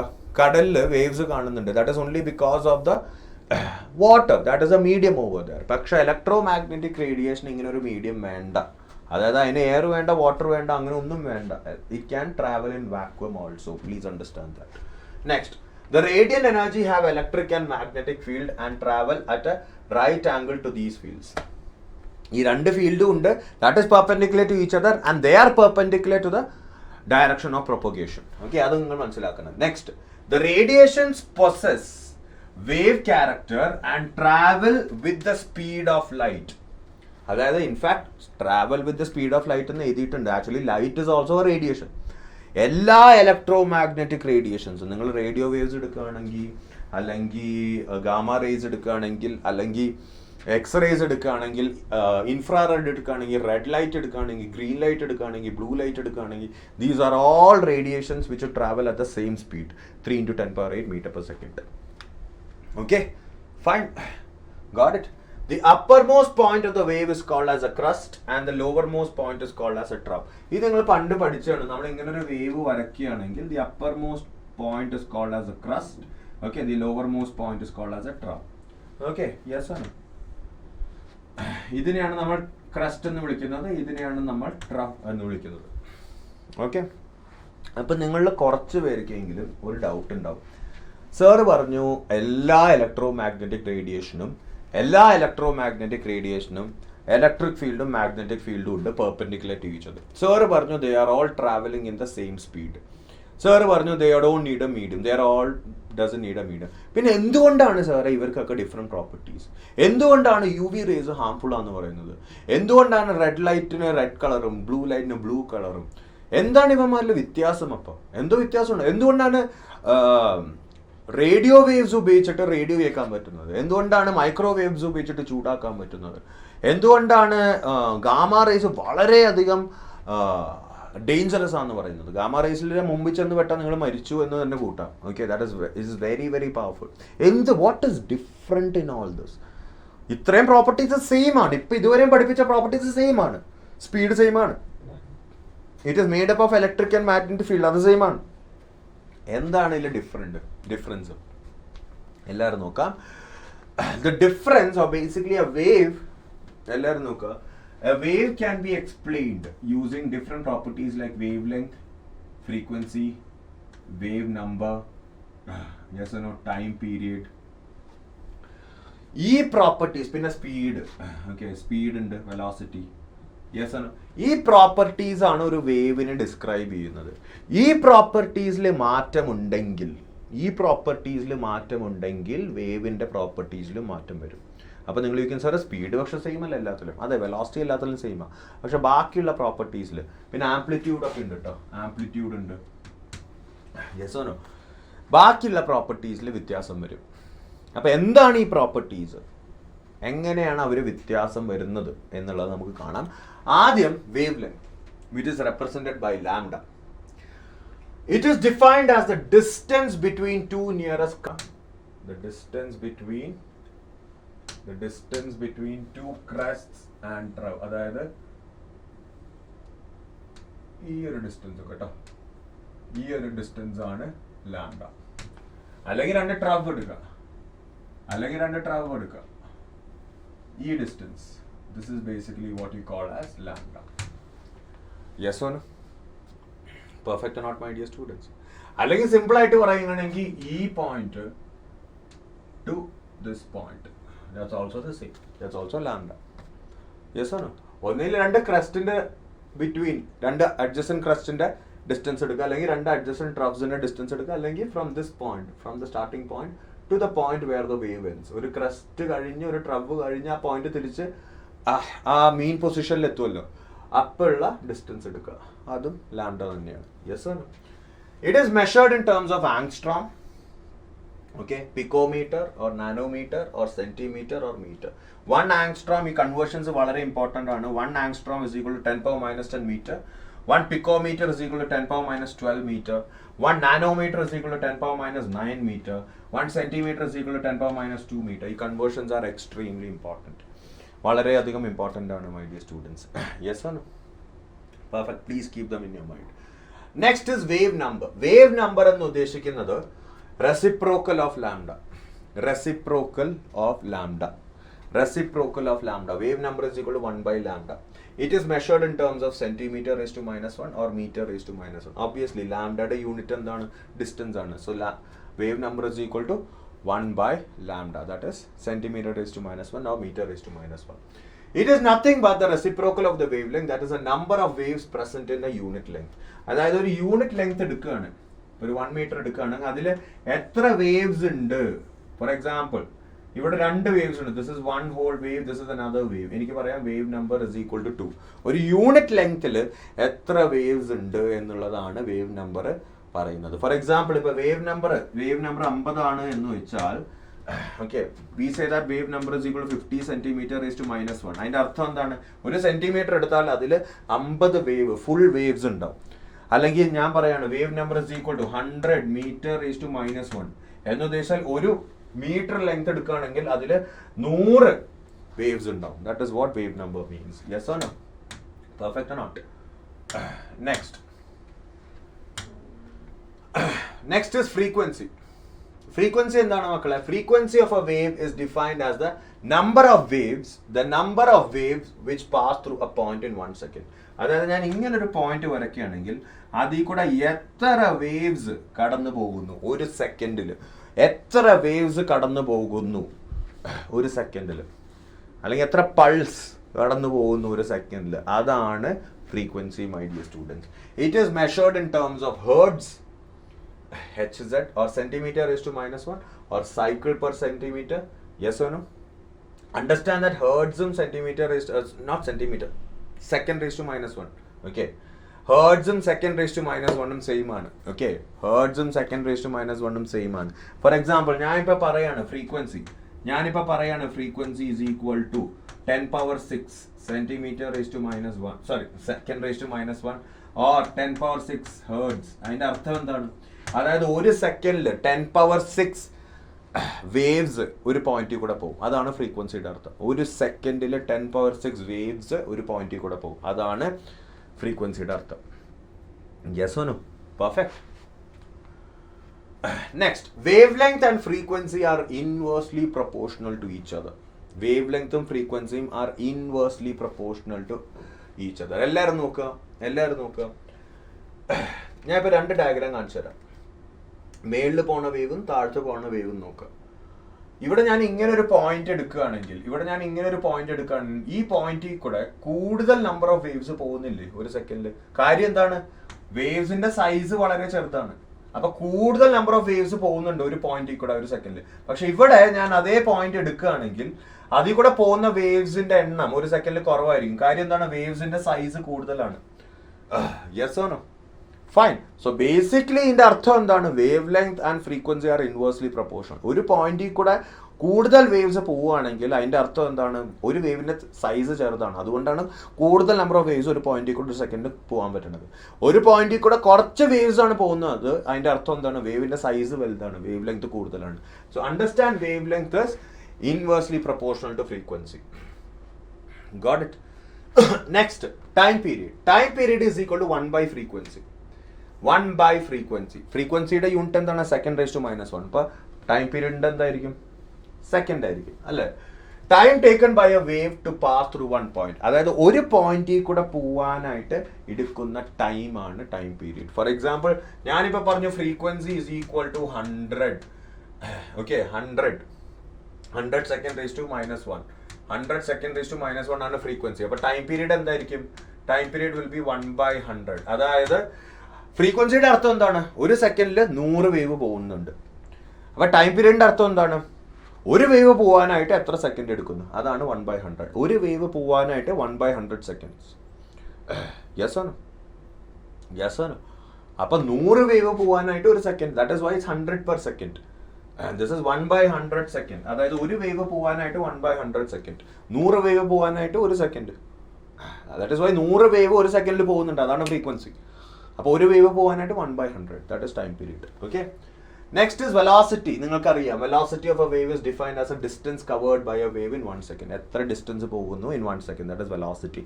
And understand one of the most important relationship. Velocity is equal to lambda by time period or lambda into frequency. Lambda into frequency, my dear students. And understand velocity is usually represented by the letter C. അതായത് electromagnetic റേഡിയേഷന് especially velocity നമ്മൾ C വെച്ചിട്ടാണ് represent ചെയ്യുന്നത്. V എന്നുള്ളത് normal velocity representation ആണ്. പക്ഷെ C ആണ് നമ്മൾ ഇലക്ട്രോമാഗ്നറ്റിക് റേഡിയേഷന് റെപ്രസെൻറ്റ് ചെയ്യുന്നത് വെലോസിറ്റിക്ക്. And you know that C for electromagnetic radiations is equal to 3 into 10 power 8 meter per second. എല്ലാ electromagnetic radiationും 3 into 10 power 8 meter per second ആണ്. Yes or no? So frequency is equal to c by lambda or c is equal to frequency into lambda. നിങ്ങൾ മറക്കരുത്. velocity is equal to frequency into wavelength. Yes or no? ഞാൻ പറഞ്ഞില്ലേ ഇപ്പൊ ഈ value constant ആണ് എന്നുള്ളത്. അതായത് ഇപ്പൊ ഞാൻ പറയാണ് frequency is equal to c by lambda. Because c is constant, we can say that frequency is inversely proportional to wavelength. Because c is constant over there. നമുക്ക് ഓൾറെഡി അറിയാൻ ചെയ്യാം frequency and wavelength are inversely proportional to each other. Got it? അടുത്തത് amplitude. The amplitude of a wave is defined as a height of crest or depth of trough. ഒരു ക്രസ്റ്റിന്റെ ഹൈറ്റോ ട്രബിന്റെ ഡെപ്തോ രണ്ടും same ആയിരിക്കും. ഇതിന്റെ use നമ്മുടെ കെമിസ്ട്രിയിൽ അധികം വരുന്നില്ല. ഫിസിക്സിൽ നിങ്ങൾ ആംപ്ലിറ്റ്യൂഡിന്റെ യൂസസ് പഠിക്കുന്നതാണ്. Okay. Yes or no my dear students?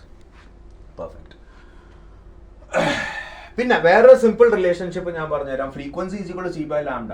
നമുക്കറിയാം wave number is equal to 1 by lambda എന്നുള്ളത്. So basically frequency can be written as C into wave number. അതായത് velocity into wave number. Okay. ഈ relation നിങ്ങൾ പഠിക്കണം. അപ്പൊ നമുക്ക് ആ ചോദ്യത്തിലേക്ക് തിരിച്ചു വരാം. ഏത് ചോദ്യം?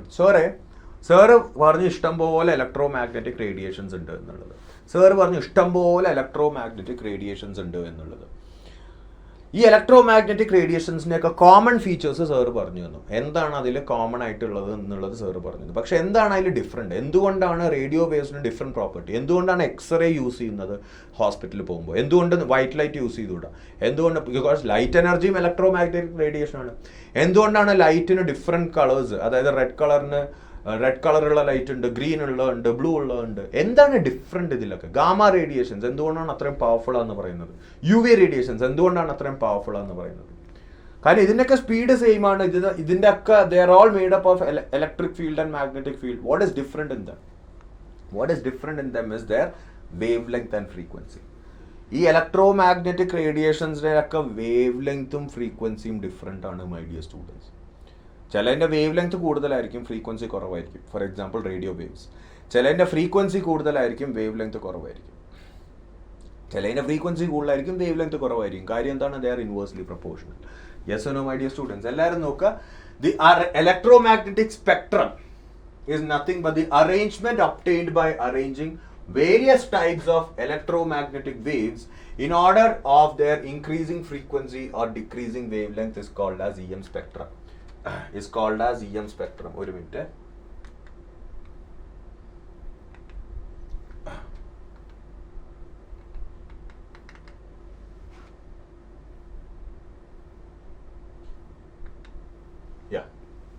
സോ ബേസിക്കലി നമ്മൾ നോക്കുകയാണെങ്കിൽ ഇപ്പൊ നിങ്ങൾ നോക്കുക, ഇങ്ങനെ ഒരു സ്കെയില് ഞാൻ ബിൽഡ് ചെയ്തു.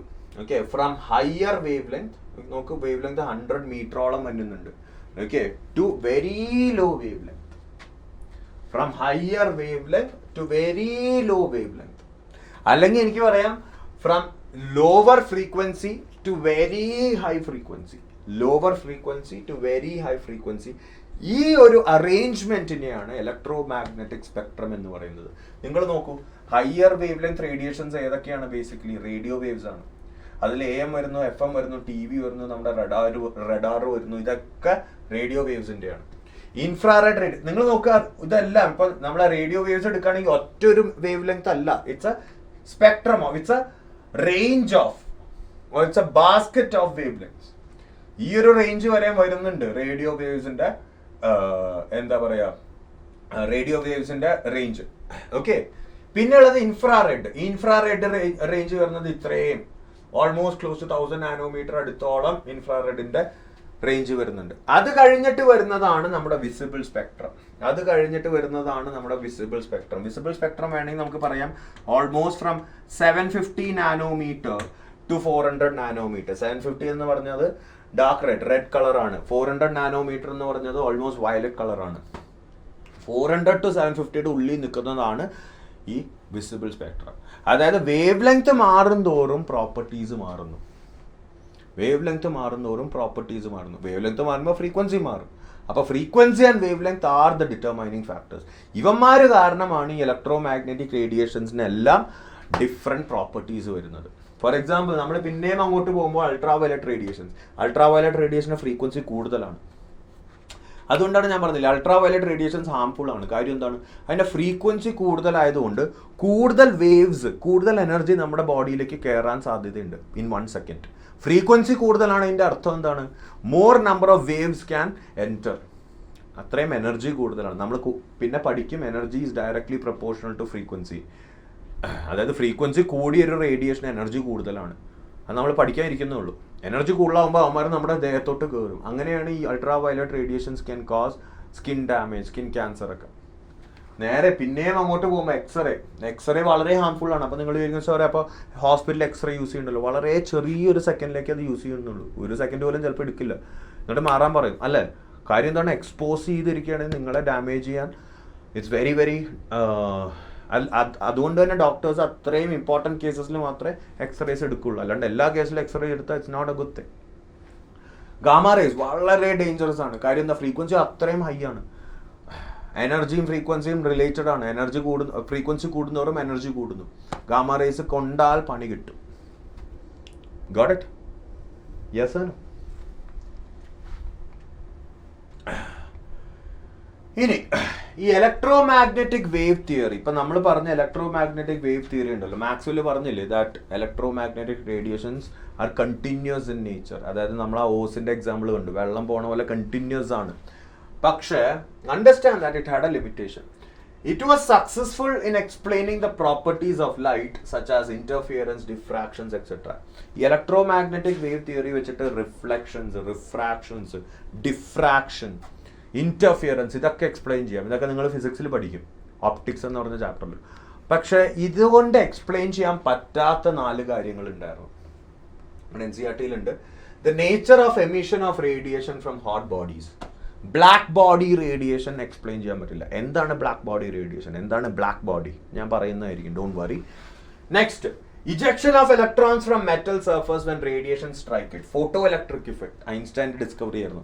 അതിനെ എക്സ്പ്ലെയിൻ ചെയ്യാനായിട്ട് ഈ തിയറിക്ക് പറ്റില്ല. എന്തുകൊണ്ട് എക്സ്പ്ലെയിൻ ചെയ്യാൻ പറ്റുന്നില്ല? എന്താണ് ഫോട്ടോ ഇലക്ട്രിക് എഫക്ട്? ഞാൻ എക്സ്പ്ലെയിൻ ചെയ്യാം, don't worry about that. Next, variation of heat capacity of solids as a function of temperature. Variation of heat capacity of solids as a function of temperature. Heat capacity എന്താണെന്നുള്ളതൊക്കെ നിങ്ങൾ പിന്നെ പഠിക്കും my dear students. Heat capacity എന്താണെന്നുള്ളത് നിങ്ങൾ പിന്നെ പഠിക്കും, don't worry about that. Okay, പക്ഷെ ഇത് ജസ്റ്റ് നിങ്ങൾ മെമ്മറൈസ് ചെയ്യേണ്ടതാണ്. നിങ്ങൾക്ക് ഇപ്പൊ അധികം ഇതിലേക്ക് കയറാനില്ല. Okay, next, variation of line spectrum of atoms with special reference to hydrogen. എന്താണ് ഈ ലൈൻ സ്പെക്ട്രം? നമ്മൾ നേരത്തെ കണ്ടത് ഒരു കണ്ടിന്യൂസ് സ്പെക്ട്രമാണ്. കണ്ടിന്യൂസ് സ്പെക്ട്രം എന്ന് ഉദ്ദേശിച്ചത് this is actually A continuous spectrum. This is actually an example of a continuous spectrum. Continuous spectrum എന്ന് ഉദ്ദേശിച്ചത് എന്താണ്? അതായത് എല്ലാ വേവ് ലെങ്ത്തും നമ്മൾ കവർ ചെയ്യുന്നുണ്ട്. Okay, energy radio. ഞാൻ ഇപ്പൊ വിസിബിൾ സ്പെക്ട്രം എടുക്കുകയാണ്. This is continuous from red gradually decreasing to orange, പിന്നെ യെല്ലോയിഷ് ആയി ഗ്രീൻ ആയി. ഇവിടെ എവിടെയും ഒരു ബ്ലാക്ക് സ്പോട്ട് വരുന്നില്ല. അതായത് ലൈറ്റ് ഇല്ലാത്ത ഒരു റീജിയൻ വരുന്നില്ല. എല്ലാ വേവ് ലെങ്ത്തും ഇവിടെ കവർ ചെയ്യുന്നുണ്ട്. Gradual decrease of wave length അല്ല, എല്ലാ പോയിന്റും കവർ ചെയ്യും, എല്ലാ വേവ് ലെങ്ത്തും കവർ ചെയ്യുന്നുണ്ട്, എല്ലാ കളേഴ്സും ഇവിടെ ഉണ്ട്. ലൈൻ സ്പെക്ട്രം എന്ന് ഉദ്ദേശിച്ചത് ബേസിക്കലി ചിലപ്പോൾ ചില സ്ഥലത്ത് നിങ്ങൾ ഒരു ബ്ലാക്ക് സ്പോട്ട് കാണും, അതായത് ആ വേവ് ലെങ്ത് മിസ്സിംഗ് ആണ്.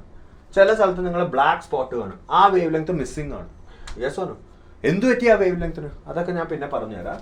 Basically line spectrum of hydrogen could not be explained. Line spectrum of atoms in general, especially hydrogen, could not be explained using this theory.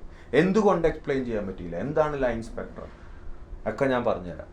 അതിനു മുമ്പ്, ഇതിനെല്ലാത്തിനും മുമ്പ് നമുക്ക് വളരെ ഇമ്പോർട്ടൻ്റ് ആയിട്ടുള്ള ഒരു തിയറി പഠിക്കാനുണ്ട്, which is called as Planck's quantum theory. Planck's quantum theory എന്താണ് ഈ പ്ലാങ്ക്സ് ക്വാണ്ടം തിയറി? മക്കളെ, നമ്മൾ ഇത്ര നേരം മാക്സ്വെല്ലിന്റെ തിയറി നമ്മൾ പറഞ്ഞു. മാക്സ്വെല്ലിന്റെ തിയറി എന്താണ് പറഞ്ഞത്? അതായത് electro magnetic radiations move continuously, അതായത് ഒരു ഓസ് തുറന്നിട്ട പോലെയാണ് പോകുന്നത്. പക്ഷെ അതിൻ്റെ കുറേ ലിമിറ്റേഷൻസ് നമ്മൾ കണ്ടു. ആ ലിമിറ്റേഷൻസിൻ്റെ എക്സ്പ്ലനേഷൻസിലേക്കൊക്കെ നമ്മൾ കിടക്കും, ഡോണ്ട് വറി. പക്ഷെ അതിന് മുമ്പ് ആ തിയറിയെ വെല്ലുന്ന വേറൊരു തിയറി മാക്സ് പ്ലാങ്ക് ഡിസ്കവർ ചെയ്തു. മാക്സ് പ്ലാങ്ക് എന്ന് പറഞ്ഞാൽ വളരെ ഫേമസ് ആയിട്ടുള്ള ഒരു സയൻറ്റിസ്റ്റാണ്. എനിക്കൊരു ഇൻസ്റ്റിറ്റ്യൂട്ടൊക്കെ തന്നെയുണ്ട്, ജർമ്മനിയിലാന്ന് തോന്നുന്നു, മാക്സ് പ്ലാങ്ക് ഇൻസ്റ്റിറ്റ്യൂട്ട്. പുള്ളി എന്താ പറഞ്ഞതെന്ന് വെച്ചാൽ, according to this Planck's quantum theory, the radiant energy emitted or absorbed by a body, the radiant energy emitted or absorbed by a body not continuously but discontinuously in the form of small discrete packets of energy, and these packets are called as quantum. അതായത് പുള്ളിക്കാരൻ പറഞ്ഞ എന്താന്ന് വെച്ചാൽ, ഒരു source of എനർജിയിൽ നിന്ന് energy വരുമ്പോൾ അതൊരു കണ്ടിന്യൂസ് രീതിയിലല്ല, ചെറിയ ചെറിയ പാക്കറ്റ്സ് അല്ലെങ്കിൽ ചെറിയ ചെറിയ ബുള്ളറ്റ് എന്ന് നിങ്ങൾക്ക് വേണമെങ്കിൽ ഇമാജിൻ ചെയ്യാം. ചെറിയ ചെറിയ ബുള്ളറ്റ് ആയിട്ടാണ് എനർജി വരുന്നത്. ഫോർ എക്സാമ്പിൾ, ഇപ്പോൾ ഒരു ടോർച്ച് അടിക്കുകയാണ്. മുമ്പത്തെ ഇമാജിനേഷൻ വെച്ചിട്ട് ഒരു ടോർച്ചിൽ നിന്ന് വെളിച്ചം വരുമ്പോൾ എനർജി കംസ് ഔട്ട് കണ്ടിന്യൂസ്ലി. പക്ഷെ പ്ലാങ്ക് പറഞ്ഞു അങ്ങനെയല്ല മക്കളെ, ഈ energy is coming out as packets അല്ലെങ്കിൽ bullets. Each packet is called as a quantum. Each packet has its own energy and each packet is called as a quantum. And in the case of light, the smallest packet of energy is called as photon. That is, light energy is made up of photon particles. Light energy is made up of photon particles. That is, simple ആയിട്ട് പറയുകയാണെങ്കിൽ എല്ലാവരും നോക്കുക, നമ്മളിപ്പോൾ ആ ഹോസിന്റെ example കണ്ടില്ലേ? ഇപ്പൊ ഒരു ഹോസ് എടുക്കുകയാണ്, അതിൽ വെള്ളം വരികയാണെന്ന് വിചാരിക്കുക. That is moving continuously. വെള്ളം കണ്ടിന്യൂസ് ആയിട്ട് പോകുന്നു. നേരെ മറിച്ച് അതേ ഹോസിനെ തന്നെ ഞാനിങ്ങനെ അടച്ചും തുറന്നും ഉപയോഗിക്കാന്ന് വിചാരിക്കുക. അടച്ചും തുറന്നും ഉപയോഗിക്കാന്ന് വിചാരിക്കുക. അതായത് ഒരു സർട്ടൻ രീതിയിൽ അടയ്ക്കുക തുറക്കുക. അപ്പൊ എന്ത് പറ്റും? ഇതിന്ന് വരുന്ന വെള്ളം പാക്കറ്റ്സ് ആയിട്ടായിരിക്കും പുറത്തോട്ട് വരിക, അല്ലെ? ഇതിന്ന് വരുന്ന വെള്ളം പാക്കറ്റ്സ് ആയിട്ടായിരിക്കും പുറത്തോട്ട് വരിക, കണ്ടിന്യൂസ് ആയിരിക്കില്ല. നമ്മളിന്ന് അടച്ചു തുറന്നു പ്ലിപ്പ് ഒരെണ്ണം പുറത്തോട്ട് പോയി, അടച്ചു തുറന്നു പ്ലിപ്പ് വേറെണ്ണം പുറത്തോട്ട് പോയി, അടച്ചു തുറന്നു വേറെണ്ണം പുറത്തോട്ട് പോയി. നേരെ തുറന്നു തന്നെ വെക്കുകയാണെങ്കിൽ കണ്ടിന്യൂസ് ആണ്. അതാണ് കണ്ടിന്യൂറ്റിയുടെയും ഡിസ്കണ്ടിന്യൂറ്റിയുടെയും അർത്ഥം. ജെയിംസ് മാക്സ്വെൽ പറഞ്ഞു കണ്ടിന്യൂസ് ആയിട്ടാണ് പോണത്. പുള്ളിക്കാരൻ പറഞ്ഞു, പ്ലാങ്ക് പറഞ്ഞു അല്ല, കണ്ടിന്യൂസ് ആയിട്ടല്ല, പാക്കറ്റ്സ് ഓഫ് എനർജിയുടെ രീതിയിലാണ് പോകുന്നത്. എന്നിട്ട് ഈച്ച് പാക്കറ്റിന് ഒരു എനർജി ഉണ്ട്. എല്ലാവരും നോക്കുക my dear students, the energy of each quantum എന്ന് ഉദ്ദേശിച്ചത് each packet is directly proportional to the frequency of the radiation. അതായത് പുള്ളി പറഞ്ഞ എന്താന്ന് വെച്ചാൽ, ഇതിന്ന് വരുന്ന ഒരു പാക്കറ്റ്, ഞാൻ പറഞ്ഞില്ലേ energy comes out in the form of packets. Each packet's energy is proportional to frequency. And if you multiply it with the proportionality constant, each packet has an energy of h into mu. അതായത് ഇപ്പൊ ഞാൻ പറയാണ്, എൻ്റെ ഒരു 3 source of energy ഉണ്ട്. Okay, ഇത് red light emit ചെയ്യുന്നത്, for example ഇത് എക്സ്റേസ് എമിറ്റ് ചെയ്യുന്നത്, ഓക്കെ, ലെറ്റ് us say ഇത് വേറെ ഏതെങ്കിലും, അതായത് ഇപ്പോൾ let's say UV radius emit ചെയ്യുന്നത്. ഇതെല്ലാത്തിൻ്റെയും ഉള്ളിൽ നിന്ന് വരുന്നത് പാക്കറ്റ്സ് ഓഫ് എനർജി ആയിരിക്കും. എല്ലാത്തിൻ്റെയും ഉള്ളിൽ നിന്ന് വരുന്നത് പാക്കറ്റ്സ് പാക്കറ്റ്സ് ഓഫ് എനർജി ആയിരിക്കും. ഈ ഒരു പാക്കറ്റ് റെഡ് ലൈറ്റിന്റെ പാക്കറ്റിന്റെ എനർജി വരുന്നത് h into mu red, frequency of red light. ഇതിന്റെ എനർജി വരുന്നത് h into mu X-ray, frequency of X-ray. ഇതിന്റെ എനർജി വരുന്നത് h into mu into U V. So basically നിങ്ങൾക്കറിയാം electro magnetic radiation energy it depends on frequency. Yes ആണോ? Sorry, എല്ലാ electromagnetic റേഡിയേഷനും അതിൻ്റെതായ frequency ഉണ്ട്.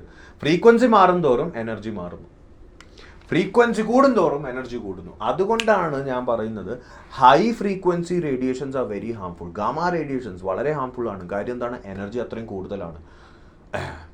യെസ് ആണോ? നേരെ മറിച്ച് റേഡിയോ വേവ്സ് നമ്മുടെ ചുറ്റുമൊക്കെ ഉണ്ട്. Light, visible light is there around us. നമ്മളെ ഹാം ചെയ്യുന്നില്ല. കാര്യം അതിൻ്റെ ഫ്രീക്വൻസീസ് ഒക്കെ വളരെ ചെറുതാണ്, വളരെ ചെറുതാണ് ഫ്രീക്വൻസി. വേവ് ലെങ്ത് കൂടുതലാണെങ്കിലും ഫ്രീക്വൻസി ചെറുതാണ്. Frequency is directly proportional to energy. Yes ആണോ? ഫൈൻ. ഇതിൽ ഈ h വരുന്നത് is equal to h mu. ദാറ്റ് h is basically called as the Planck's constant. Planck's constant ആണ് h. Its value 6.626 into 10 power minus 37 kilojoules seconds, or 6.626 into 10 power minus 34 joules second. ഇതാണ് mostly used formula. or else 6.626 into 10 power minus 27 ERG. Yes. Okay? Yes or no, my dear students? Perfect or not? Got it? ഈ value നിങ്ങൾ എന്തായാലും മനസ്സിൽ വെക്കണം. വളരെ വളരെ വളരെ അധികം ഇമ്പോർട്ടൻ്റ് ആണ്. Got it? Perfect or not? Is that clear? Now, next, the total amount of energy transmitted from one body to another will be some integral multiple of energy of quantum. അതിൻ്റെ അർത്ഥം എന്താണ് മക്കളെ?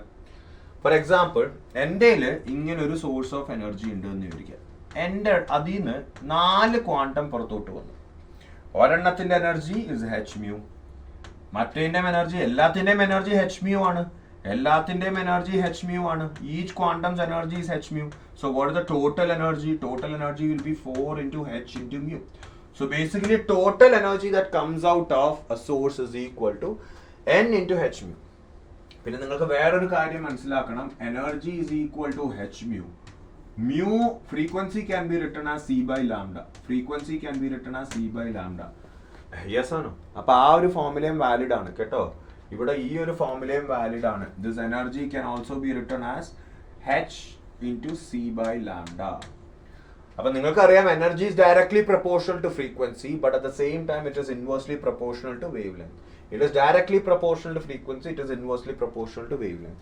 അതുകൊണ്ടാണ് wave കൂടുമ്പോൾ energy കുറയുന്നു, frequency കൂടുമ്പോൾ energy കൂടുന്നു. Frequency കൂടുന്നു, വേവ് ലെങ്ത് കുറയുന്നു, എനർജി കൂടുന്നു. വേവ് ലെങ്ത് കൂടുന്നു, ഫ്രീക്വൻസി കുറയുന്നു, എനർജി കുറയുന്നു. Got it? Fine. So basically the total energy that comes out of n quantum particles, n quantum, അതായത് n particles വരാണെങ്കിൽ അതിൻ്റെ എല്ലാം ടോട്ടൽ എനർജി എന്താണ്? Is equal to n into h into mu, അല്ലെങ്കിൽ n into hc by lambda. Now 1 by lambda can also be written as, understand, 1 by lambda can also be written as wave number. So basically ഇങ്ങനെയും formula വരാം. n into h into c into wave number, n into h into c into wave number. Got it, my dear students? Perfect not? Yes or no? Simple ആയിട്ടൊരു question ഞാൻ കാണിച്ചു തരാം, എല്ലാവരും നോക്കുക. Calculate the energy in joules corresponding to light of wavelength 45 nanometer. Planck's constant h is equal to 6.63 into 10 power minus 34 joules second. Speed of light is equal to 3 into 10 power 8 meter per second. എന്താണെന്നുള്ളത് നിങ്ങൾ സ്വന്തം ചെയ്തു നോക്കാം, my dear student. ഞാൻ ചെറിയൊരു വെള്ളം കുടിച്ചിട്ട് വരാം മക്കളെ.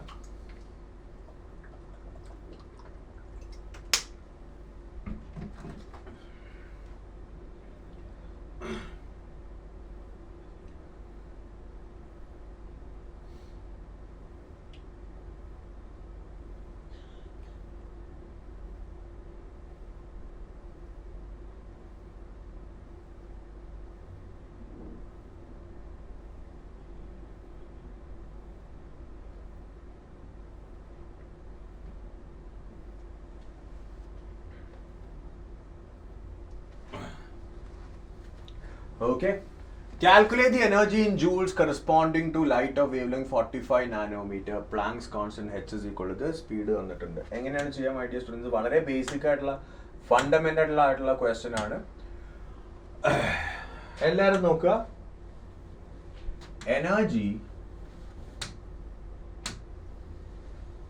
energy is equal to hc by lambda. അല്ല, h into c by lambda. h ന്റെ വാല്യൂ എന്താണെന്ന് തന്നിട്ടുണ്ട്. 6.63 into 10 power minus 34. Okay, into c യുടെ വാല്യൂ എന്താണ്? 3 into 10 power 8. 3 into 10 power 8. Yes or no? Lambda value എന്താണ്? Lambda value is equal to 45 nanometer. 45 nanometer എന്ന് പറയുമ്പോൾ 45 into 10 power minus 9. Yes or no? Fine. Got it? ഇങ്ങനെ നിങ്ങൾക്ക് ചെയ്യാം. Answer കിട്ടാൻ പോകുന്നത്, ഇത് ബേസിക്കലി ഡയറക്റ്റ് കാൽക്കുലേഷൻ ആണ്. ആൻസർ കിട്ടാൻ പോകുന്നത് 4.42 into 10 power minus 18.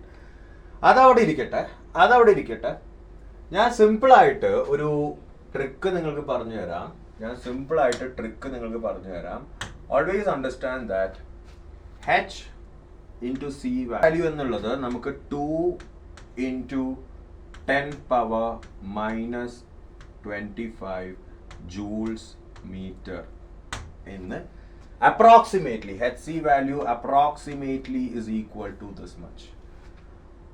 So this will help you in calculation. കാര്യം എന്താണെന്ന് വെച്ചാൽ ഇങ്ങനെ hc value നിങ്ങൾ മനസ്സിൽ വെച്ച്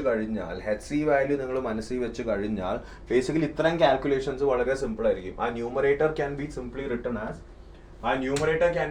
റിട്ടൺ ആസ് എല്ലാവരും നോക്കുക 2 into 10 power minus 25 divided by 45 into 10 power minus 9 എന്ന് സിമ്പിൾ ആയിട്ട് കൊടുക്കാം. ബേസിക്കലി ഇതിന്റെ കാൽക്കുലേഷൻ കുറച്ചും കൂടി എളുപ്പമാക്കാനാണ്. Approximate value ആണ്, but is always valid for NEET questions. Okay. Now, വേറൊരു ക്ലൂ കൂടി ഞാൻ നിങ്ങൾക്ക് പറഞ്ഞു തരാം. എല്ലാവരും നോക്കുക.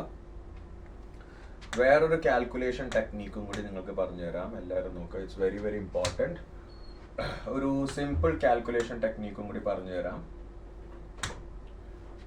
നിങ്ങൾക്ക് കുറേ സ്ഥലത്ത്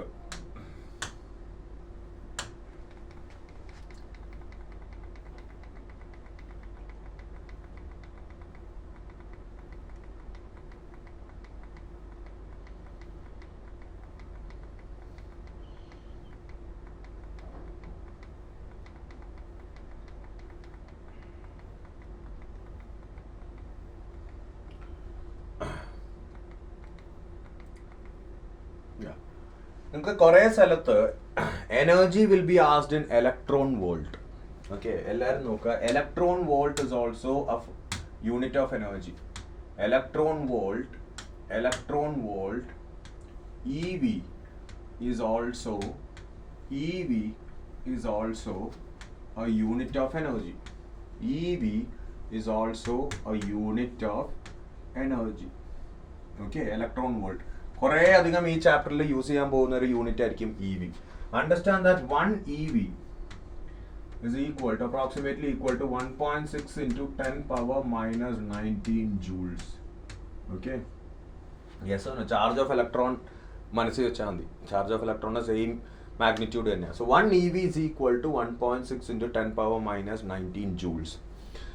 ഇനി നിങ്ങൾ മനസ്സിൽ വെക്കേണ്ടത്, എല്ലാവരും നോക്കുക, energy in EV is nothing but, നിങ്ങൾ നോക്കുക, energy in EV will be what? hc by lambda multiplied by, as in lambda into 1.6 into 10 power minus 19 അല്ലേ? എന്തുകൊണ്ടാണ്? hc by lambda is in joules അല്ലേ? hc by lambda is in joules. Yes or no? Fine. അപ്പോൾ ആ joules energy ഇ വിയിലേക്ക് convert ചെയ്യാനായിട്ട് basically what that hc by lambda divided by 1.6 into 10 power minus 19. For example എനിക്കിപ്പോൾ 100 joules ഉണ്ട്. How many electron volt is that? 100 divided by 1.6 into 10 power minus 19. Yes or no? 100 divided by 1.6 into 10 power minus 19. അതേപോലെ hc by lambda into 1.6 into 10 power minus 19.